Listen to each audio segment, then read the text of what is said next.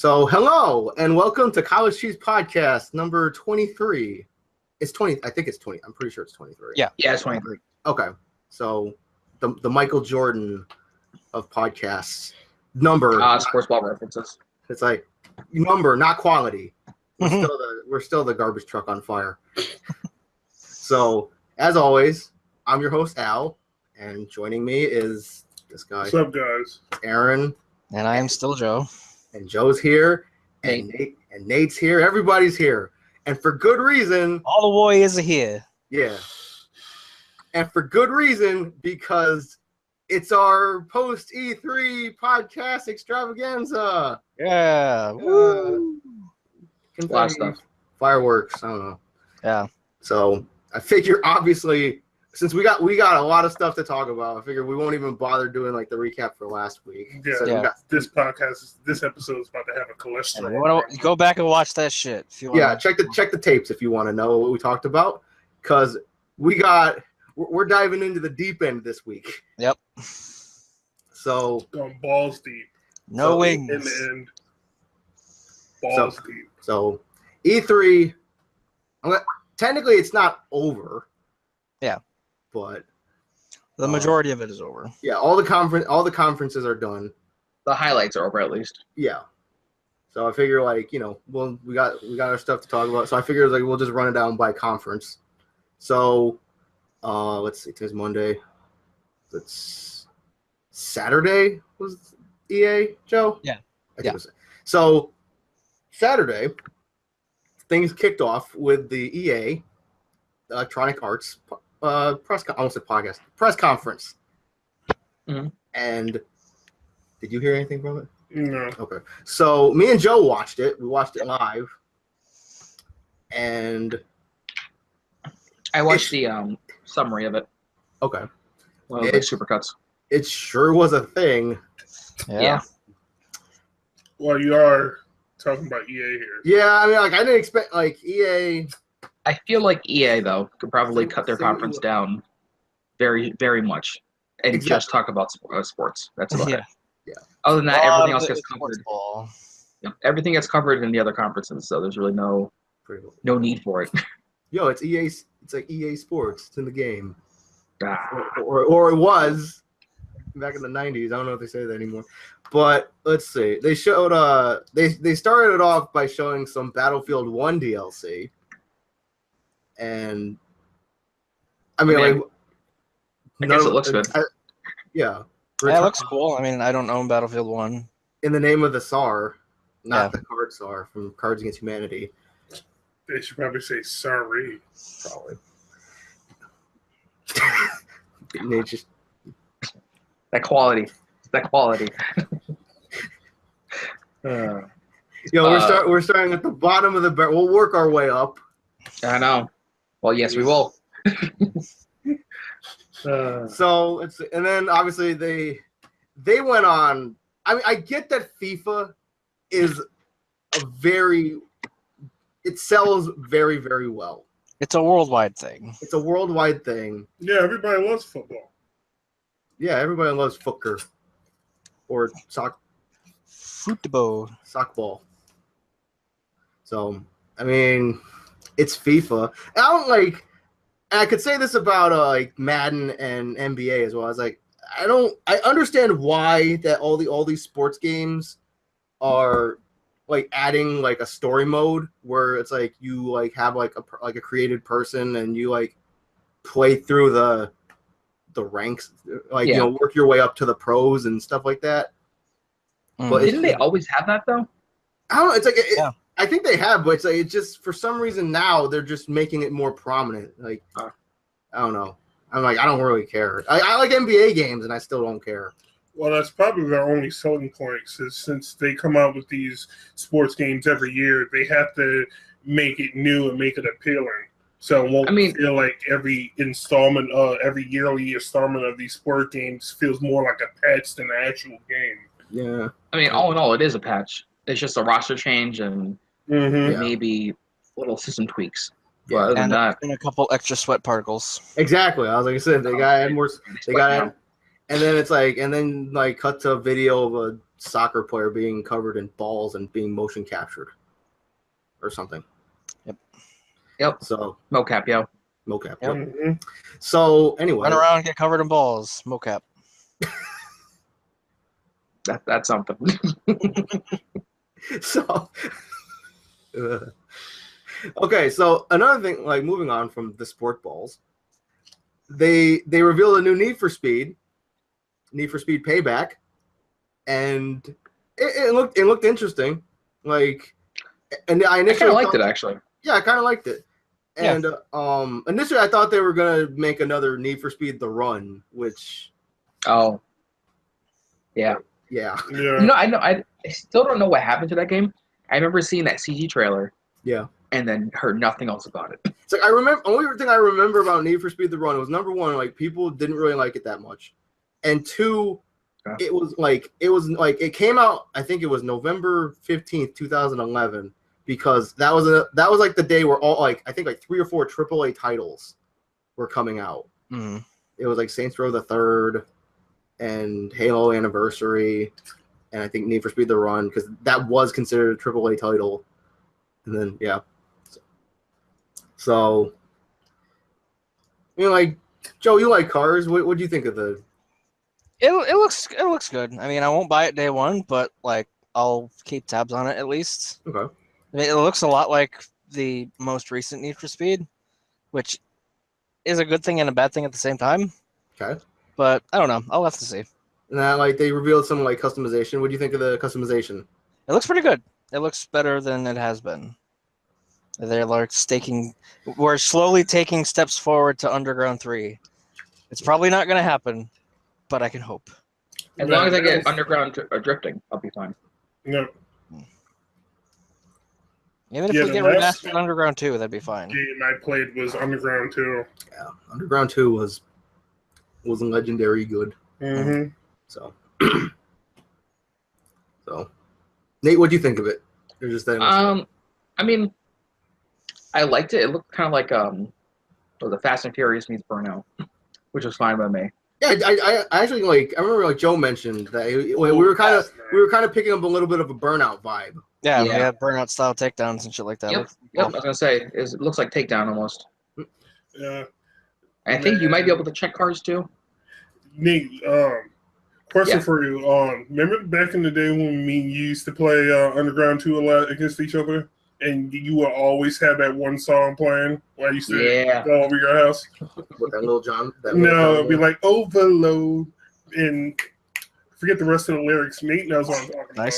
Good job. I think I know what you're talking about, but a lot of times with the Need for Speed games, like one song would kick in right when you're about to like win or lose, and I just go, because it was on the Xbox and you put your own music up there. It's like that one song would just start playing when you lose. Yep. What is it? Birthday cake? I don't know. They also had the EA tracks. I don't know if they still do that. Do they? Huh? Do they still do that EA tracks thing where they put licensed music in the game? Probably. I don't play too many EA games. I think the last one did. I'm not sure. Okay. Yeah, the main dude that sung the song had an Islander accent to it. Lil Jon. Oh no, you're talking about Skindred. Yeah, Skindred. Yeah. You're talking about Nobody. Oh. Yeah. You're talking about Nobody. No, the name of the song is Nobody. Oh, okay. I was like, what? Nice. Yeah. Yeah. So you just listen to the song later. Yeah. You'll see what he means. Okay. It builds up. Those bring back the days, man. Okay. But let's see. Those days. But yeah, no, that game looks good. I mean, yeah. I really hope it is good because. And I'm hoping it's more old school Burnout than new school Burnout. I was watching that like the gameplay and stuff, and I'm like, let's see, I'd crash there, probably spin out there, I'd miss the thing there. Let's see what else. Speaking of playing games together, they showed a brand new game called A Way Out, which was that. I thought that was single player, wasn't it? Yeah, no, it's a co-op thing. I think they were saying maybe there's an option to play it. There's an option to play it then with one controller controlling both people. Yeah. So I don't know. because like I really thought that when they started showing that the trailer for that game, I thought it was like something coming to Netflix. Really? Yeah, I was like, is this like a Netflix series? And Looks like like a Prison game. Break. Yeah. Oh, there's a few games that happened this year where I'm like, this looks like just they couldn't get the rights to say the name of the show. Yeah. So they're like, hey, it's not that, guys. Like later on, there's a game called Extinction. It looks like Titanfall the game, It's like, but it's not Titanfall. it's not Prison Break. Here's Jail Bust. Here's Break Out of Prison, the game. Yeah. But I don't know, it's like obviously it's like a very heavy co-op thing where like I thought it looked interesting. Yep. Where it's like, oh, like one person like distracts the person this way while the other person goes about their business this way. And I'm like, this is Break Prison, and the main characters are Miller Wentworth and Purcell Dominic. who's he talking about? He's talking about the main actors from Prison Break. Okay. That's not actually their names, just Okay. backwards. Okay. I was gonna say I'm like I don't watch TV, so I'm sure I'm sure it's a TV reference, Yeah. but I don't watch it anyway. Ironically, both of them are on The Flash. Cool. Yes, they are. And So it's Joe, what do you think of it? The Way Out thing. It looks like something that I would enjoy watching other people play. Okay. And like a Let's Play type of deal? Yeah. As it's not something that I would get into very easily. It's not my cup of tea. Okay, that's fair. I mean, it's like, hey, whatever company made it, if you want to send us some review copies, we'll play it. yeah, all it is like a Prison Break game, right? And I'll throw Al under the bus, literally.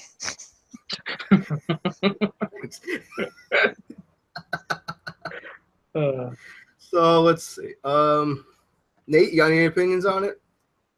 No, I mean, it's I don't know. It's not my kind of game, like Joe said. Yeah. But I would, now that he mentioned it, it is like a Let's Play type of game. I would definitely watch someone or a couple people playing it and their reactions to certain stuff, like maybe playing it certain way. I don't know. It probably would make itself better for a game that can be watched. Yeah. Okay. All right. So let's see. Obviously, you don't have much opinions on it. Do you even know what we're talking about? I think so. Okay. Okay. So, I mean, next on the list we got NBA Live 18. That's just more sports. Mm-hmm. Got nothing. I'm an NBA. I like the NBA. I got nothing to say there. It's basketball. So, like the main event per se of the EA conference was the reveal of Star Wars Battlefront 2. Yeah. For a minute, I thought you were about to say Star Fox. I was like, Star Fox. I almost said Battlefront. I almost said Starfront. So I do have to say a small correction when they brought the lady on stage. Yeah. During the trailer, it looked like it was that lady from Arrow, the one that plays Black Canary. Okay. The new Black Canary. But it is definitely not. You mean Dinah Drake for Black Canary? Yes. Okay. Oh. And it's definitely not. Okay. So, they revealed like the trailer stuff for Battlefront 2, and then they had like afterwards they had like a whole big multiplayer match, and I'm not like I like Star Wars, but I'm not super big on Star Wars, and that game looked pretty good. Yeah. That game looks like a really I don't like the It looks like a good game, just with Star Wars skin. I mean, I don't like 1, 2, and 3. It looks like it's a more complete game than the first one was. Yeah. Yeah. Yeah. They even made a line of saying it has 3 times the content. And I'm like, yeah, because it has story and side story. Yeah. And it has Darth Maul. Yeah. That's pretty cool.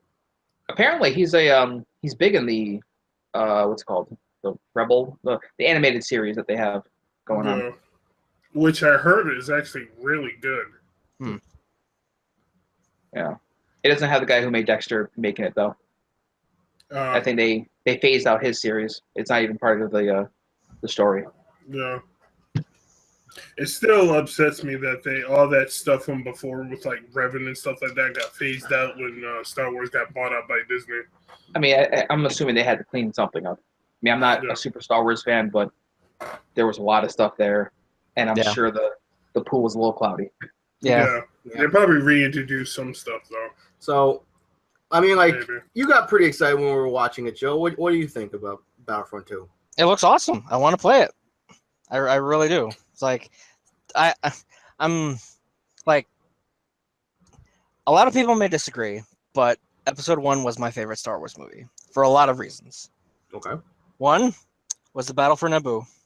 2, the pod racing. 3, Darth Maul. 4, Qui-Gon. And just I loved every moment of that movie. And being able to fight in Theed on Naboo is it's fucking awesome. It's like they got the starfighters. I didn't see the draw decals, which is a little disappointing. I hope they have them in there or like in the future. Okay. But I'd be fine if they weren't there. Just a little disappointed. But yeah, it looks incredible, and I want to play it.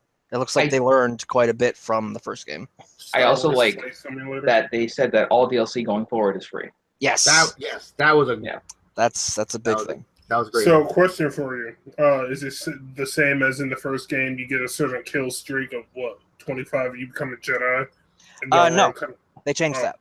Yep. You have a point system now. It's like as you do battle, as you perform, you accumulate, like in Halo where you got rec points, and then you in turn can spend those to become like a better unit or have a better weapon, or become a hero. At will. So yeah. Oh. Yeah. I can start out just being a Jedi if I gain enough rec points. Yeah. Off the bat. Well, I don't think you'll be able to start the match as that. I don't know yet, but it's a similar point system. So yeah. It seemed pretty solid from what I saw. So. At one point during the match, they had Darth Maul and Boba Fett working together, and Darth Maul was fucking wrecking house. It was awesome. It's pretty awesome. Aaron looks dead. Star Wars stuff. Don't worry, Ned. I'm right there with you. It's like, yo, Darth Maul, and where's I'm gonna have to play this then. Yo, where's R2D2? I mean, the gameplay that they showed, it looks good. It looks fun. Yeah, but I'm lost on the story sometimes. Hey, I am too. It's like if I was playing it, I'm like, yeah, I'm in a flying thing. Oh, I crashed. I'm like, it looks cool. As long as it looks good and plays good. It looks good, sure. and it seems to be a big improvement on the first one. So that's always a plus. Yeah. It's taken a page from like Titanfall, where it's like Titanfall, the first one's like, hey, it's super hyped, and they came out, and then nobody cared, and then the second one's coming out. It's like, hey, here's a campaign. Here you go.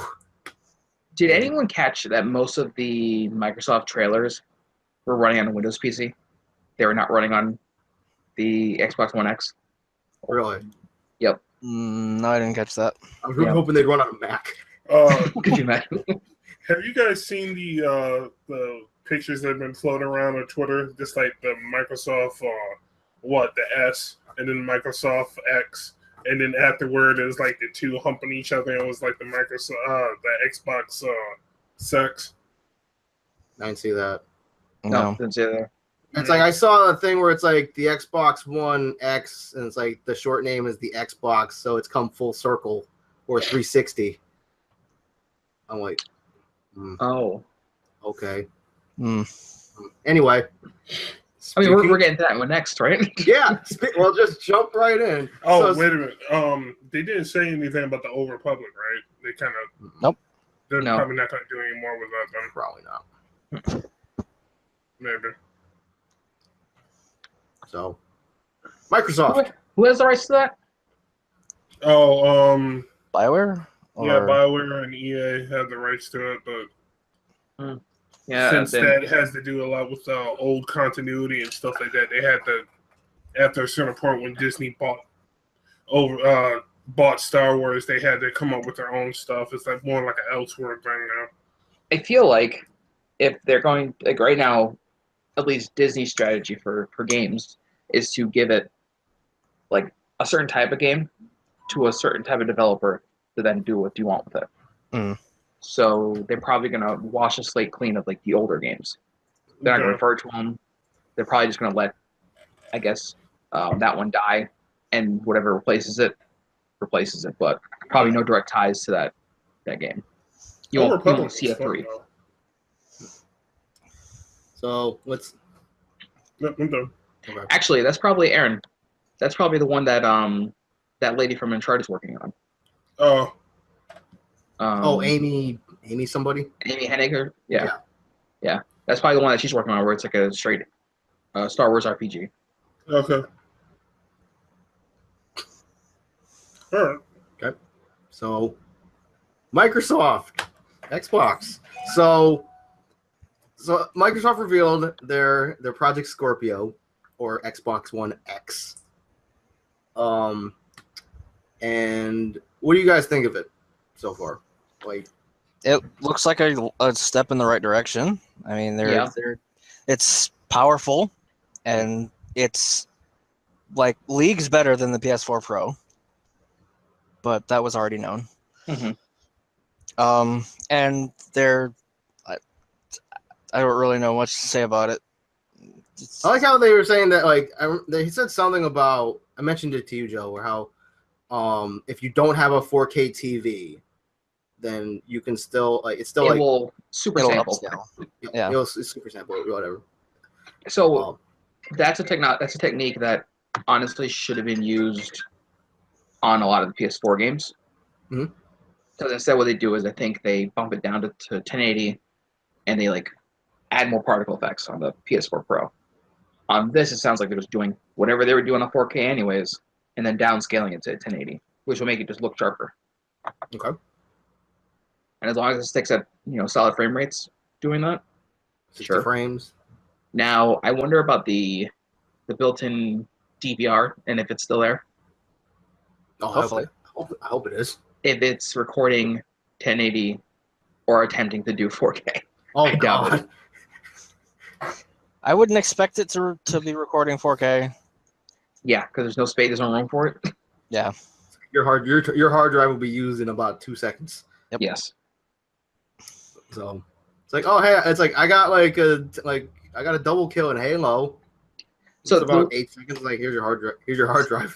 I got a double kill. I brought that up. Here's your 55 gig video. Yeah, the reason I brought that up is because if it's kind of already compressing it to 1080 for video, then this is really a hard task for them to downsize it to 1080. So let's see. They kicked off the that good old Xbox conference with Forza Motorsport 7, and they revealed a car again. Yeah. At least it didn't drop from the ceiling this time. Yeah, it's like they drop it from the ceiling, keep it there for about 30-40 seconds, and then raise it again. Yeah. But Joe, you love Forza. What do you think? It looks good. I mean, they've done like a lot of things with the weather effects, and it's made to look really pretty. I just hope it still plays good. It's like Forza has been. Can I say that car graphics are the hardest thing for you to impress me with? Because once they hit shiny that looked realistic, that's as far as I can go for me going, oh, there's actually detail in the leather. I don't care. I'm gonna be driving the car. Yeah, well, that's why they have like the outlandish weather effects now. Like you're driving in a freaking thunderstorm and there's rain everywhere. They did go in depth with some of the systems. Like they were saying the puddles are in real time getting bigger while the storm's going on, so you'll have wet patches. Yeah. Okay. It's small details, but like I'm sure it'll make the game look nice. If I can still hydroplane into the wall at 80 miles an hour, it's good. I mean, it sounds like the same complaint we have with like the FIFA games and whatnot, that there's little increments that they can go. Like now, there's no big steps for where they can go with Forza. Well, at the very least, they don't come out with one every year. Yeah, that's true. Well, they come out with one every other year, right? They do Forza and then they do Horizon. Forza and then they do Horizon, and Forza and then Horizon. Yeah. So, I guess they're more or less separate things. Horizon's the more arcadey of the two. I mean, it seems like they haven't beat in popularity compared to what's it, Gran Turismo? Yeah, Gran Turismo is kind of. Gran Turismo used to be I'm not gonna say dead, but like. I lost interest in Gran Turismo after 4 because 4 was like the pinnacle, and then they started trying too hard. And I had already been babied by the magnificence that was Forza. So, shots fired. Yeah. So, all right. I guess that's you can't. I mean, it looks good, but it just seems like if a game looks good, it's like that's not really saying much these days because it's like every game looks good. Yeah. It's just another one of those games where you have to already be interested. Yeah. You have to already like cars. You have to already like Forza. It's like there's not a lot that's really going to sell you on it if you're just a new person looking at it. It's like if Nate walks into a GameStop and he sees Forza 7 on a shelf, and he'd go pick up Final Fantasy 7. I mean, there's a probably. Actually, it would probably be Final Fantasy 10 or 12. So. What'd you say, Aaron? You mean there's a niche following? If you didn't get on board with the first one, it's going to be harder for you to get on board with predecessors. Yeah, kind of. Yeah, in a sense, yeah. Yeah. So let's see. And then after Forza, they moved on to a game that I had no idea because I haven't played any of the previous ones, but they revealed a new Metro Exodus. Is that where like Moses takes the Israelites and like Metro Exodus? Maybe then it'll make put them on the bus. Maybe it'll make it interesting. Maybe. Splits the bus in half and there's like a person in the middle. And he's like, religious references that I won't go into. So obviously, I've never played any of the Metro games. What was it, Metro 2033 and there's the Metro and then Metro Last Light. Yeah. Those 2 games on PS4. Yeah. Now, what is Metro about? I've never. It's like a post-apocalyptic survival, not survival, but yeah, it's a post-apocalyptic survival thing where you're in Russia and you're surviving. And like, I don't remember much. I only played through the first one, and that was a long time ago. But like, there was something in the air that you needed a gas mask on 24/7. Yeah. Yeah. Isn't that how you like picked up on the on like what when they were showing the trailer like what the game was? Yeah, but as soon as they're like paying. Yeah, I saw the gas mask glass effect. I'm like, oh, this is Metro, and then it cracked. I'm like, oh, this is Metro. Yeah. I mean, and that's a game where your currency is bullets, and you also need bullets to survive. So you're balancing survival with buying supplies. Wow. So wait, I'm going to kill you with my currency. Yep, you're gonna kill it. You kill things with money.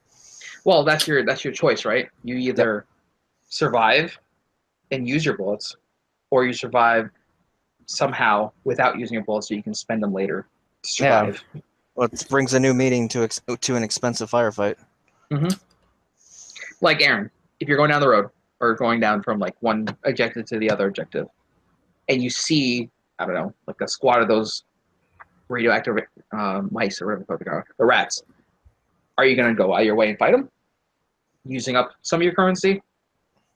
Or Aaron, you know what? Let me simplify this. PSO. Do you remember the no, I get the concept. It's just that just sounds just. I like how you went and canceled like 2 different explanations.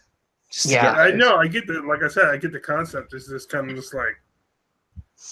Oh. Okay. Yeah, I mean, Metro was way too linear for me. I mean, you had this like open underground area, and like, oh, I want to go explore over there. Nope. It's like, oh, what's over there? Nope. Like, I'll follow this guy. So I'm like, all right.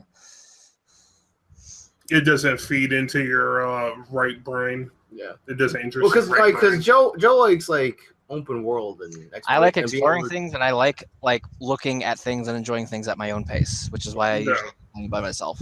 It feeds the creative part of your brain. I am not creative. I'm very much not creative. Yeah. So let's see. I mean, Nate, what do you think of it? Like something you play, something you buy? The Metro games I have on the PS4, and it just never really the aesthetics. I hate shouldn't say hate. I don't really gravitate towards those post-apocalyptic type games. Okay. So as soon as it was like that, I didn't care as much. There are a lot of them nowadays. Yeah. This trailer looked interesting, I guess, but it was really just a showpiece trailer. Yeah. The best part was once they got outside. Then it actually looked interesting. It kind of reminded me of like a Fallout vibe, which is just more this kind of game. Yeah. But like I said, once you got outside, the whole like zip line and that was pretty cool, I guess. Yeah, I like the zip line part.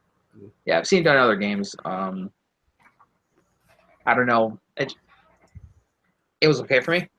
Okay. No, I'm not really into the post-apocalyptic stuff either. I'm more of a futuristic stuff, like Ghost in the Shell and stuff like that. That's my favorite type. So you won't be interested in going back to ancient Egypt in the new Assassin's Creed Origins. Good job, bro. Thanks. Good transition there. So, anyway, they revealed new Assassin's Creed Origins. We talked about it before because it got like rumored or leaked or something. Mm-hmm. Yeah. But now we actually saw gameplay though. Yes. Now that I've seen gameplay, that game, my opinion, is pretty sweet. Can I tell you that I'm getting when they first talked about Assassin's Creed, like the first time they announced Assassin's Creed, they didn't have any of the futuristic stuff in it. This is what I felt like it was good. And then I like the eagle thing, like your pet eagle. Literal eagle vision. Eagle vision. Yeah, literal. Yes. I mean, the game looks good. I mean, it looks like another Assassin's Creed, but it looks good. The animations look good. It had gear. Yep. Yeah. That's my big thing. It's like I like gear and loot. Yeah, have like getting new things. Anubises and I would love if this stayed back in the past. Like this is the Assassin's Creed that actually just stays back there and tells and you don't go back to Abstergo and what's his face. Well, I'll let you guys finish because I'm gonna go into my whole thing with Assassin's Creed, what I wanted from it. But this seems good though. Like, let me just say that during the gameplay, when he got to the target that he had to kill, he kills the two dudes, and then the dude he had to kill was running away, and then he shot the arrow.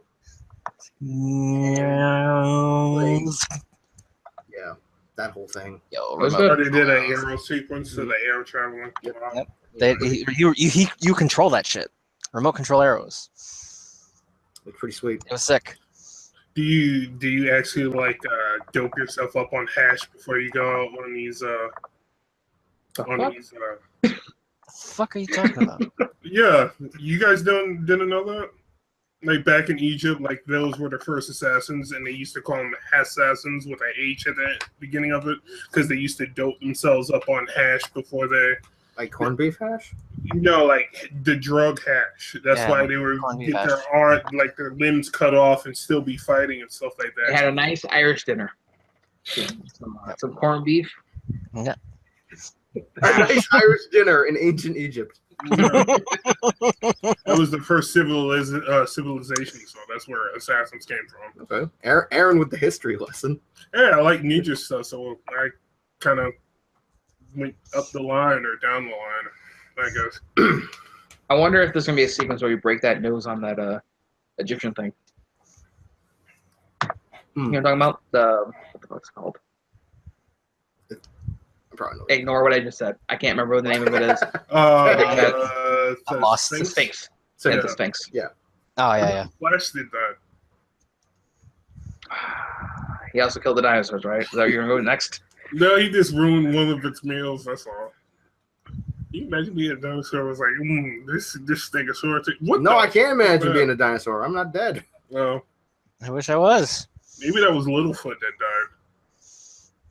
You know who is dead? All of the people in this Assassin's Creed game. Because it takes place long as fuck ago. No. I wonder how historically accurate. Also because they're virtual people and not real. There's that possibly. Just to be debated. Yeah. Well, technically, Egypt was like the first world power, so the first. Anyway, moving on. I think it's like you're like an Egyptian sheriff, essentially. Yeah. An Egyptian sheriff. Yeah, I think they did use the word sheriff. Yeah. Wow. As soon as you said that, I got like a picture of an Egyptian Andy Griffin. Griffin, yeah, Andy Griffin. So it's the like the beginnings of the Assassins organization, right? Yeah. Like they're not yet organized, but then they're gonna figure out this. Yeah. The game looks good. I mean, the game looks really good. I'll just say it also might have helped that we didn't have an Assassin's Creed last year. Oh, like it took a year off and yeah. We might just need it out of our kind of conscious. It's like, hey, it's drifting out of our conscious. It's back. Yeah. Yeah. And the longer it good, takes, my biggest problem with Assassin's Creed, where it ended up, not with this one, but in the past, is I thought they were leading up to you playing as Desmond in the modern day after they got done with all the past stuff. Yeah, but you're sort of learning how to be an assassin from going back and reliving your ancestors. Right. Yeah. But they killed Desmond off in 2, right? 3, I think. No, sorry. Whatever came after 3. 4? I think they announced Revelations. Yeah. No, I think it was Assassin's Creed 3. Sorry. I think Assassin's Creed 3 is when they killed him in. Yeah. Yeah. And that was very disappointing. I thought, oh, hey, we're going to have like a modern day Assassin's Creed. Nope. I think that was to answer some people who are annoyed with the future stuff. They probably thought it was Desmond that didn't like, not just the future crap in general. Mm. The longer it takes to get to that feudal Japan Assassin's Creed, the better it's going to be.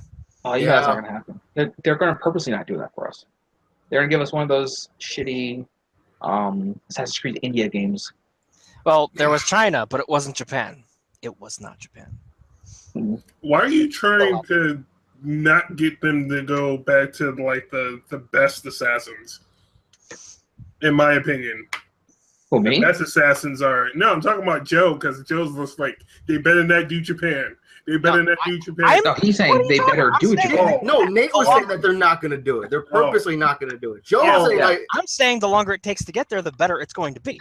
Oh yeah, okay. It's like we're just like on the train waiting for that freaking destination sign to come up. Yeah. Mm-hmm. Assassin's Creed Tokyo or Tokyo Drift or whatever. Mm-hmm. I almost feel like we got that with the Tenchu games, almost. Yeah, but we haven't had a Tenchu game in a long time. Yeah. Mm-mm. It's disappointing. No. Let's see. What's PlayerUnknown's Battlegrounds? Yeah. Yeah. It's all the rage on PC right now. Yeah, it's like it's a what is it? It's like a 100-person like survival match or something. It's a Hunger Games game. It's a battle royale. That's all. Oh. So does that mean we'll see less like? Never mind. I'm not gonna make this. It's like It's like 100.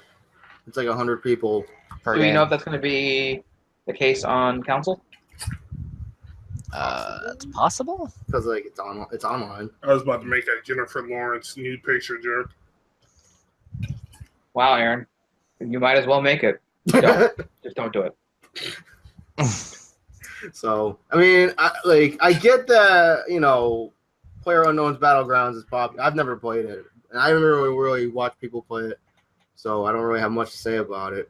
I have nothing to say about it. I mean, I see ads everywhere about it, but I never really. Have you played it at all, Joe?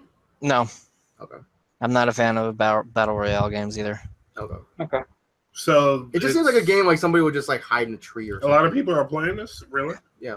Well, I'm guessing on PC. Oh yeah, it's the most popular game on Steam right now for like a couple. And people are like, it's like one of the most popular games to stream and stuff like that. And yep. I see it all the time, and like I'll be watching like Salt compilations on YouTube or something. And, like people will be playing it because like they'll be walking around, all of a sudden they'll just get like killed by like somebody in a tree or something. Yeah.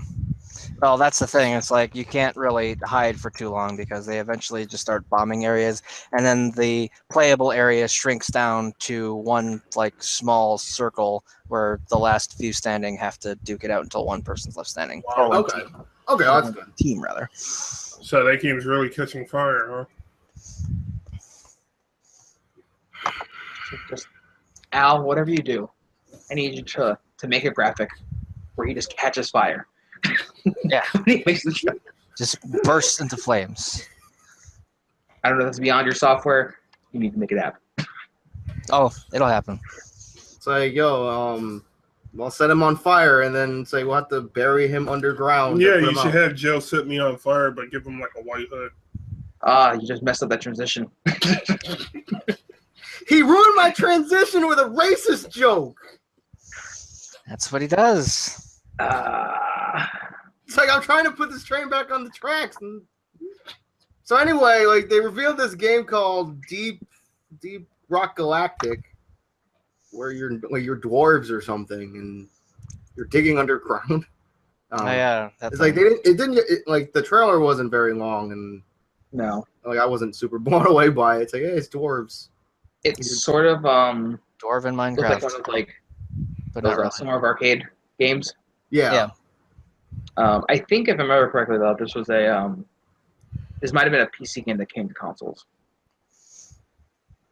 It definitely looked like when they were showing It the trailer. reminds me of one game, but I Yeah. don't know the name of it. I remember watching like a let's play of somebody playing it, and it's like I thought this game was another game that I'd watched, but like apparently it's not. So That game actually reminded me of oh my god, we got it for free on PlayStation Plus. Let me look up the title. But it was like you were little Marines going on almost like different planets, almost like Starship Troopers, but from a top-down view. Helldivers? Helldivers. That's what it kind of reminded me of, like a weird Helldivers. nice. Okay. So let's see. I mean, does anyone have anything to say about that Deep Rock Galactic dwarf digging thing? Nope. I got nothing. All right, so we'll just move on to. I got no transition for this one. State of Decay 2. Joe, like you like the first one? Yeah, I was like the advocate of hype for this game when it was first coming around, and I still love it. I mean, I don't like some of the decision making for it, but I still like super enjoyed it. And second ones came out, I was like, oh cool. I was like, here it is. Like second one, it's like cool. It still looks relatively the same, but it's not terrible. And co-op, I assume. Yeah, I was gonna say, did they confirm co-op or? I don't know actually. But hopefully it's there because that's what that game needs. Because what Undead Labs said when they were making the first game is they said that they wanted to focus on perfecting the single player experience first before moving on to like a multiplayer type thing. So hopefully this one will be multiplayer because that's the one thing that the first game was lacking. Another thing, survival game. Yeah, it's basically open world zombie survival. Oh yeah, zombie apocalypse. Yeah. And the thing I hated the most was like it in realistic fashion, like none of the like houses or anything that you got supplies from respawned, so you had only a finite amount of supplies before you either had to finish your playthrough or just die. Oh, that's a hiccup. Yeah.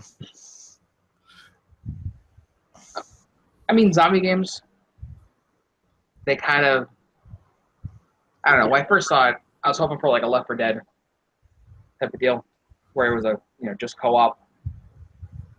But State of Decay, a lot of people like it. I've never played it myself. To me, it feels like zombie games are starting to get overdone. Yeah, because they're everywhere. They've been overdone. No, zombie games were starting to get overdone like 10 years ago. Yeah. Because like it just seems like if like a game series or something is like we need like a new idea for this thing, that's zombies. Yeah, zombie games were the fad, and then it went to crafting when Minecraft came out, and now it's at battle royale games.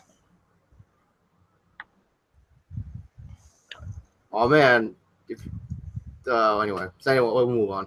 So, speaking of battle royale games, they showed this game called the Darwin Project, and like I don't really know what to say about like the game itself because it just seems like another like battle royale thing where it's like you pick a character and then you just survive. But the guy that they had come out and like commentate. Do we get him? The Shoutcaster? Do we get that guy in every box, like every collector's edition? We just get him to commentate all our matches. I think it's going to be like they're trying to push it the esports route, you know. Yeah, they really are. Because like this guy Aaron, he was just on stage. He was just commentating the match, and he was just the most hype, but overly hyped to the point where it's like, please shut up. He had like level 99 epic lungs. Wow. I wish I had level 99 epic. Was it kind of just like Michael Cole and other guys? Michael Cole was not level 99 hype. I have to say though, the game doesn't look that good. It doesn't. Yeah. It doesn't. And now, I've what heard from is the people, game about? It's just about like I don't know why, but I don't know what the graphics. Like I like the art style, but yeah, it just looked like a weird like Team Fortress style. It looked almost like the Unity engine, like the generic Unity games. Mm. That's what it kind of looked like to me. yeah, sort of. So people are jumping on the bandwagon trying to catch fire like Team Fortress, and I mean, yeah, it's another MOBA. Overwatch. Oh, it's a MOBA. Now, is this exclusive to Xbox? I think Or- so, yeah. Probably. Well, Okay. like most of the things in that conference are Xbox and Windows 10. So Mm. Yeah, there was some wording where they would say like exclusive, but then there was another one that was like a console launch exclusive. yeah, Which I don't know if that means that it's a 6 months and then it comes at everything else. it'll probably just start on console and then move to either PC or other consoles. Yeah, a lot of the trailers said Xbox One and PC. Xbox One exclusive. Now, at me with an Xbox One already, even if I didn't have one before, literally a gaming PC is a better option. Mhm. Just get it for PC. Mhm. Done. But for people who don't want to spend whatever building a new PC from scratch, I guess the Xbox One X at $500 is a good price point. Or people like Denville who just don't want to play on PC. No. I mean, I'm they probably make it- going to end up getting an S at least, just because Sorry, Denville. I can't contain all the games that are coming out. Why can't I hold all these games? Anyway. So, but like Xbox, like they're really trying to push that crossplay between Windows 10 and Xbox One. Mm-hmm. I know we're gonna probably talk about this later, but I'll bring it up now. They announced Rocket League for the Switch, Yes, they did. and then they said that it has cross-play. Yep. Except for PS4. Literally every other system except for PS4. Really? Really? Cross-play with Xbox, cross-play with PC, Not PS4. but not PS4. Wow. I don't know. I mean, I'm assuming that's a Sony thing if they're just not letting it happen. But speaking of crossplay, like speaking to our next thing on our list, Well, can we just skip this one? 'Cause Minecraft. nobody wants to hear about Minecraft. Minecraft in 4K. What about those 4K tasty... doesn't work when your pixels are fucking huge. Let them know, Joe. I mean, what about that super texture pack Yeah, that makes you look like a that shader pack that's been on PC Xbox. for the past 4 years. an original Xbox game that's Yeah. been remastered? Yeah. I'm just waiting until we get to that one topic in this in the Microsoft segment. I'm just gonna blow up about. Oh, you mean the next one? So that game, that good old Phil Spencer, he was all like, "Oh, it looks kind of crazy. Like I played it on my last trip to Japan." Speaking of handing things over to other developers, Yes. Yep. To where somebody must have made So a wish. let me just say this: when that trailer started, I literally screamed that I was like, "Yo, Nate, you better be watching this Oh yes. Oh yes. Because Dragon Ball Fighter Z, Yeah. freaking Dragon Ball made by Arxis. Arxis. Using the Revelator engine, I think actually. I was gonna say yes. Probably, yeah. Which is it should have I got yes. goosebumps. It's the greatest thing, right? It looks This is great. what should have been done a long time ago. Also, Yeah. it's a 2D fighter again, Yes, Yep. 2.5D. 5D. which is 3v3. good by me. Yeah, so the 3v3 thing, I'm a little iffy about. I like my 1v1, but I can take a tag system. The game though, the gameplay they were showing looked hectic, Yes.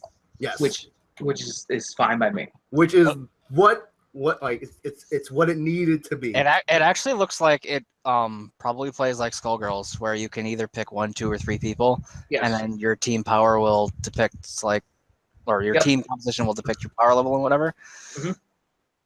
I'm the only thing left now because it's a done deal for me already. But the only thing left now is the roster of characters, Yep.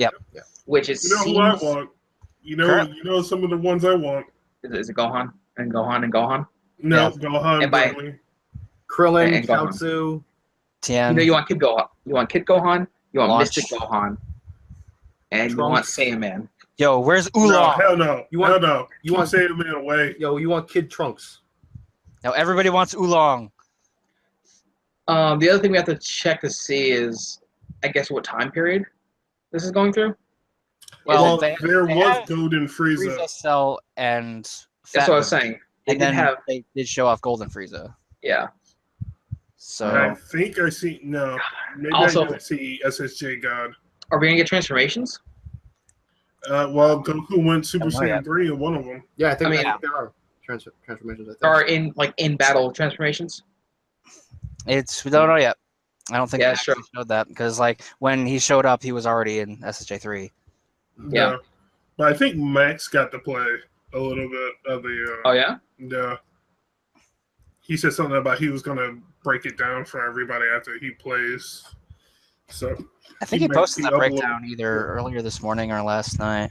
Let me just say this, because obviously, actually, I'll just mention it now, because this fighting game took all my hype away from another certain fighting game that was shown at another press conferences that we'll talk about later. oh yeah. Okay. Talking about Marvel, It took all the hype out of it, huh? yeah, because You had zero hype for that other game. I'm not gonna say zero. I don't I'm know. not gonna I say got zero but, hype. anyway, I'll get to it later when we talk about Yeah. it. Yeah. So Dragon Ball Fighter Z is just it looks amazing, obviously. Yeah. And this is basically what I've been wanting, because I like Yeah. Budokai Tenkaichi, all that stuff, but give me a Yeah. 2.5D Dragon Ball Z fighter. Yep. And it's made by Arxis, which makes it's okay, that's great. And Also, okay, so didn't we also have an episode about this? Where I feel no, that was Just having Arxis make everything. Darksiders? No, yeah, it was Darkstalkers. Darksiders. I- Yes. Because it's I heard about the Dragon Ball fighter made by Arxis. I'm like, oh my god, this is a thing, and it's gonna be great, most likely. And I was like, now please Capcom, just loosen the grip on the Darkstalkers license, give it to Arxis, and let them work with it. Yeah. Oh And my I think goodness. they're doing the Injustice thing where they clash and say something to each other before the match starts. It looks like. I am going to drop this in the link for you guys, Okay. but it is some of the gameplay, and it is sick. I'm Yeah, getting there's goosebumps like already. a 15-minute video or something like that I haven't watched yet. Okay, I'll check it out in a bit because my computer. I'll drop it in the doc since everyone's in the doc. I'll probably check it out later because my computer is going nuts. Oh yeah, and I'm sure you're hitting a lot right now. Then I'm super nervous that the webcam is gonna crash my computer again. I don't know why. It does Really? that. Yeah. Yeah, 'Cause, which one are you using? Huh? The C920? Yeah. Okay. Huh.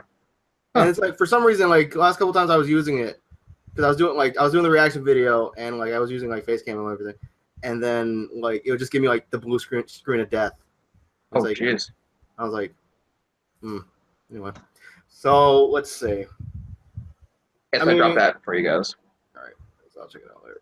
So, I mean, Dragon Ball Fighter Z. What else we got to say about it other than it looks great and we just got to find out more of the roster? Yep. So I know this is a small thing too. 6 characters. The backgrounds are actually animated. Yeah. Like I said, I know it's a small thing, but like there's actually stuff going in the backgrounds and maybe it's interacting a little bit because it looks like the building in the back is cracking more as they're fighting. Okay. Yeah. Oh, jeez. When Goku's deflecting Frieza's Kai beams or Kai balls. Blasts. Blast balls. Also, destructible stages. Mm-hmm. Oh man, this is gonna be great. So going with the train of thought, if they have Golden Frieza, they must have like SSJG, Goku and Vegeta. That's because that'd be foolish to put Golden Frieza up there and not have. Well, I mean, I guess if you're going by time-wise, then there's Golden Frieza and what's that guy's name with the Bill? Bill? Where is him? The god of destruction. Beerus? Beerus? Yeah. Beerus, whatever his name is, yeah. Beerus and Whis. Yeah. So I'm assuming that they'd be in this. Although the Golden Frieza was one of the movies, Resurrection F or something like that. Yep. Mm-hmm. Yeah. Which the Dragon Ball Super is actually getting really good. Well, I mean, that'd be the to see if this is actually going to Super or if it's just Dragon Ball Z. No. But I mean, it looks good. I can't wait.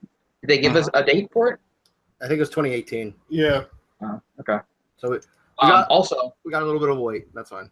There are in-game transformations, but Frieza special. It looks like it was like a Frieza special that temporarily brought you to Golden, and then you went back down to regular. Oh, okay.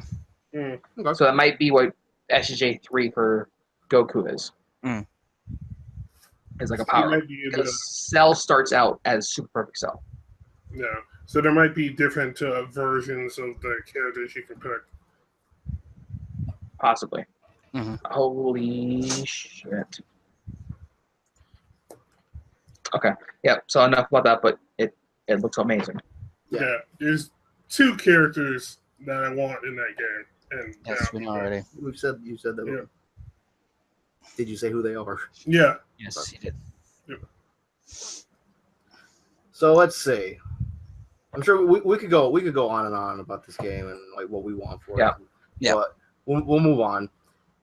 We got a lot of stuff to cover. We got a lot of stuff. We're about not even halfway. We're not even halfway through Microsoft. No, we're probably like a quarter way through the entire thing. Yeah. So I mean, like these next few ones on the list, I'm sure like we won't have much to say. They revealed Black Desert, which was an MMO, I think. Mm-hmm. Wait, was Black Desert the one that looked like a Square Enix game? Yeah, I thought like when they showed it, I thought it was Dissidia. Mm-hmm. That's one thing we didn't get today, or yesterday. Any Dissidia talk at all? Square Enix didn't even have a conference. It's like Square, like I don't think they're having like a bunch of like stuff like today, tomorrow, and the next. I don't know. Oh, okay. So they're probably not having an actual conference. Right. I don't think they're having an actual conference. Probably a lot of it will probably be about Stormblood. Probably Stormblood. More fun. They're probably also going through some issues with the whole releasing Hitman thing. Yeah. So let's see. Black Desert, like that's on PC already, I think, right? Yeah, that's been on PC for a couple months now. Okay. The last night looked good. Yeah. I'm actually looking really forward to that game. What's that about? It's like a pixel art type of like super pixel art. Yeah. Oh. Looks like I think it's like a platformer, but it's not like a Mario-esque platformer. Okay. And like I really like the scenery, like the art style and the scenery. Like it's kind of like those old Lucas Art games. Yeah. Yeah. So let's see. Black Desert last night. The Artful Escape, which was That was a weird one.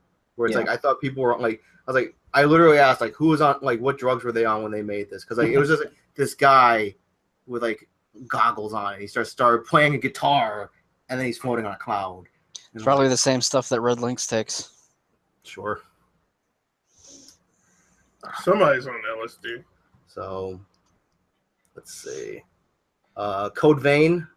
That's Anime Bloodborne. Yep. Let's. It's a neat thing. I'll probably watch people play it. Looked pretty cool. I kind of liked it. I thought it was another Tales game at first, but let's see. Sea of Thieves. Yeah, that looks fun. That one I'm kind of excited for. Really? Yeah. Huh. Like, dude, getting a group of people together, going out solving riddles, getting buried treasure and shit. Getting eaten by sharks, firing yourself through a cannon. Yeah, it looks sick. I'm excited for it. The ninja in me is greatly opposed. Now, Sea of Thieves. Am I just not remembering this right? That's the one that was. No, that wasn't it. What was the one that was just essentially Black Flag's ship combat? Oh, that was that's Skull and Bones. That was at the Ubisoft conference. Okay. So, yeah, Sea of Thieves is the cartoony, first-person 4-player co-op pirating type thing. I mean, if it's the one I remember, I see it now. I don't know. If you guys get it, maybe I'll join it. But yeah, it's definitely a thing. It's like, okay, I got to play this with like a group of friends. It has to be like probably same couch or at least being able to talk to each other. Yeah, definitely. Yeah. I don't want to be on a pirate ship with random people. Let's see. Or Billy. Randos definitely do ruin things. Yeah. So let's see. There was Tacoma. That was that weird like. They talked about this before, right? Yeah, it's like I'm trying to remember what it was. It was like you were walking through a ship or like a spaceship or something. Yeah, it's like a data thing. I don't know. It's weird. It's like those walking simulators, but in space. Yeah. Ah, okay. So let's see what else we got. We had Super Lucky's Tale, which honestly, like that looked pretty interesting. I kind of appreciate, like Joe said this, and I'll say the same thing. Where it's like I kind of appreciate it because we don't see too many kind of like cutesy, family-friendly adventure games. Yeah, I mean there was when I saw Lucky, I'm assuming that's his name. Yeah. I was like, oh man, it's Tails' brother. It literally looks exactly like Tails, just one with a solitary tail. We saw the color of the tail, and we thought Conquer. You thought okay. I thought Conquer. At first, I thought Bubsy because they're bringing Bubsy back. That's supposed to come back. That's right. We have a guy from work. He would appreciate you bringing up Bubsy. It would only be. There's actually a person who likes Bubsy. I don't know if it's like. I think he needs to hear somebody talk about it. It's a Christmas miracle. It would have been better had it been Blinks the Time Cat. Blinks is never coming back. He's never coming back. I feel like too many people want him to come back. Yeah, it's become a meme at this point. Yeah. I left in opposition. But you love Blinks the Time Cat. We don't talk about Blinks the Time Cat.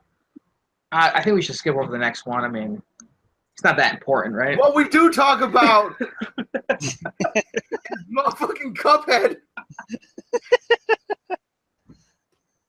And I finally have a release date after about 3 years because they revealed it at E3.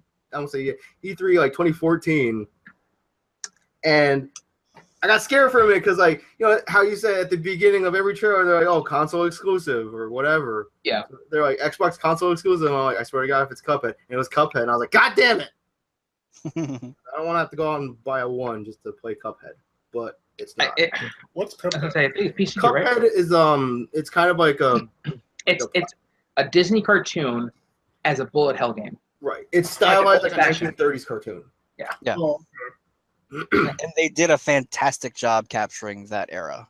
Mm-hmm. Like, it looks really, really good. Yeah. Like the old Mickey Mouse with the weird eyes. Mm-hmm. And it looks Yeah. really hard. Yeah. Because Yeah. but So Like the old Mickey Mouse with the weird eyes looks really hard. No. Oh, okay, so Here, let me change that. It looks very difficult. okay. yes. So Yep. I digress. As much as I'm excited for Cuphead, there's not really much to say about it. It's like it looks difficult, but it's a very nice style, like a very stylized game, whatever. But Yeah. So let's see what's next on our list. It's Crackdown 3. Fucking Crackdown, explosions! Crackdown And of course- with Terry Terry Crews. Yeah. Yeah. Whoa, what? Yeah. Yeah. They got Terry Crews to I guess introduce the trailer. Yep. Doing his Terry Crews thing. Yeah, I think he's He's in the being game. very loud and black. Yeah. Oh, okay. It looks like he's on a salsa. So anyway, Crackdown 3. It looks like they're trying to go back to like some of the things from 1 that they dropped from 2, Yeah. like the leveling up system. Yeah. And the ability Do they or have the that agility too? orbs are all over the place. Yep. 4-player go up. There's a air dash, I think, right? Yep. Something? Yep. Yeah, how many Um, times did me and Joe like kill each other in Crackdown too? A lot. I mean, with the whole co-op thing, you kind of end up having a superhero fight, Yeah. Mhm. throwing cars and Especially whatnot. when you're given weapons that their explosive radius increases with your skill level, and then you're just shooting a rocket launcher that causes mini Shooting nukes. nuclear blasts. It's just Yep. Yeah, I remember Let me was stand on a up, please. rooftop, and then me and Joe was trying to get a mission done, and one of the bad guys came around the corner, and I shot them and blew up the car, Joe, and like half the other cars on the block. And all you can hear Cars. cars on the block. So like Crackdown, right? Like the first Crackdown, no one was gonna get.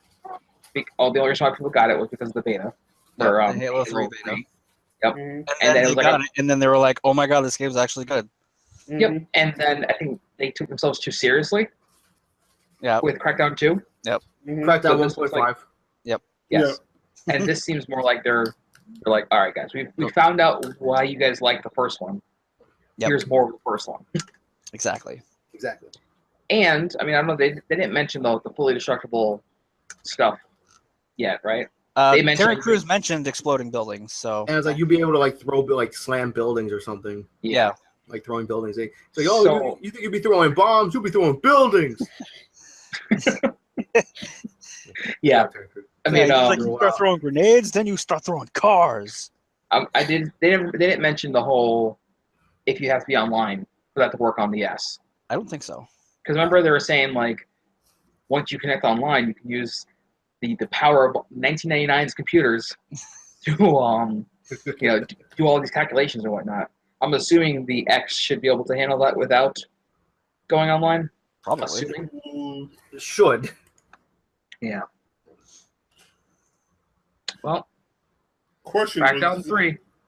was Dragon Ball Z The Fighters, was that exclusive of the Xbox? No. No, Okay, it's thank on, God. Oof. yeah. It's like they just showed it at the Xbox Tower. It's on PS4 Okay. and good. PC, I think. You think that's a full 60? Probably. Probably. I hope Yeah. not. Yeah, they probably go with a 60. As many Yeah, BBC yeah. fans as there are. And Arc System games usually have theirs at like 40, sometimes 50. I mean, with the DVD license, it might still be 60. I mean, like Revelator 2 was 6, or like when I bought Revelator, it was 60. Okay. So Yeah. Revelator should have done what Revelator 2 did. But we won't go into that now. So I'm looking at the list. There's this game called Ashen.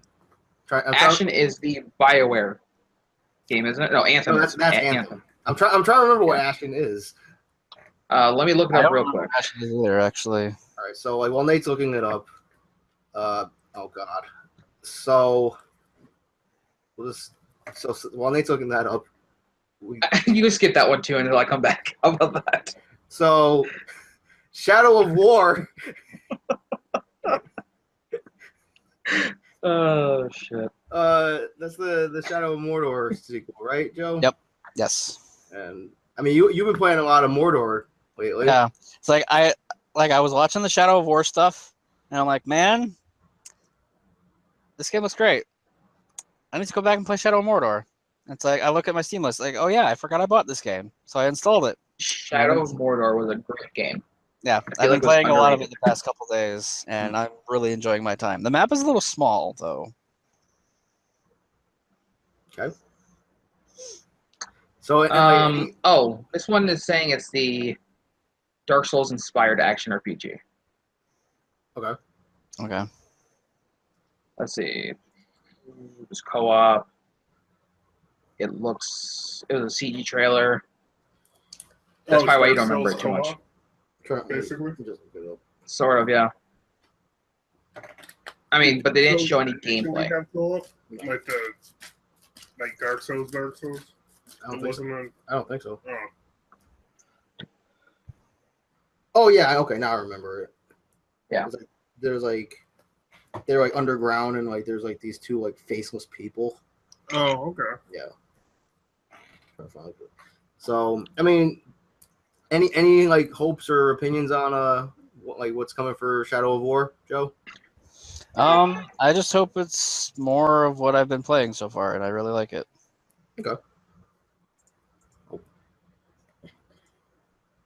mean, you know what we're talking about? Yeah, I know what you're talking about. It's just I'm not a big fan of. It's like, don't worry, I'm not really big on it either. So. Did you wait, Aaron? You didn't play Mordor? No. Oh yeah, I remember Ashen now. It looked a lot like Necropolis. Yeah. Aaron, Shadow of Mordor is your type of game. Really? I don't know why you didn't play it, but it is your type of game. And what do you mean by that? It's very Assassin's Creed-esque, where you're assassinating Uruk leaders, and you get like a wraith form. Yep. And it's pretty sick. The combos are sick. It's got like an Arkham style combat system. Yes. Actually, it's the same team that did Origins, right? Is it? I think so. I think it's the same team that did Origins did that, because WB Games, whatever. Right. Yeah. So that was Rocksteady Montreal? No, it wasn't Rocksteady. No, not Rocksteady. It was WB Games. Oh. Yes. Oh. Yeah.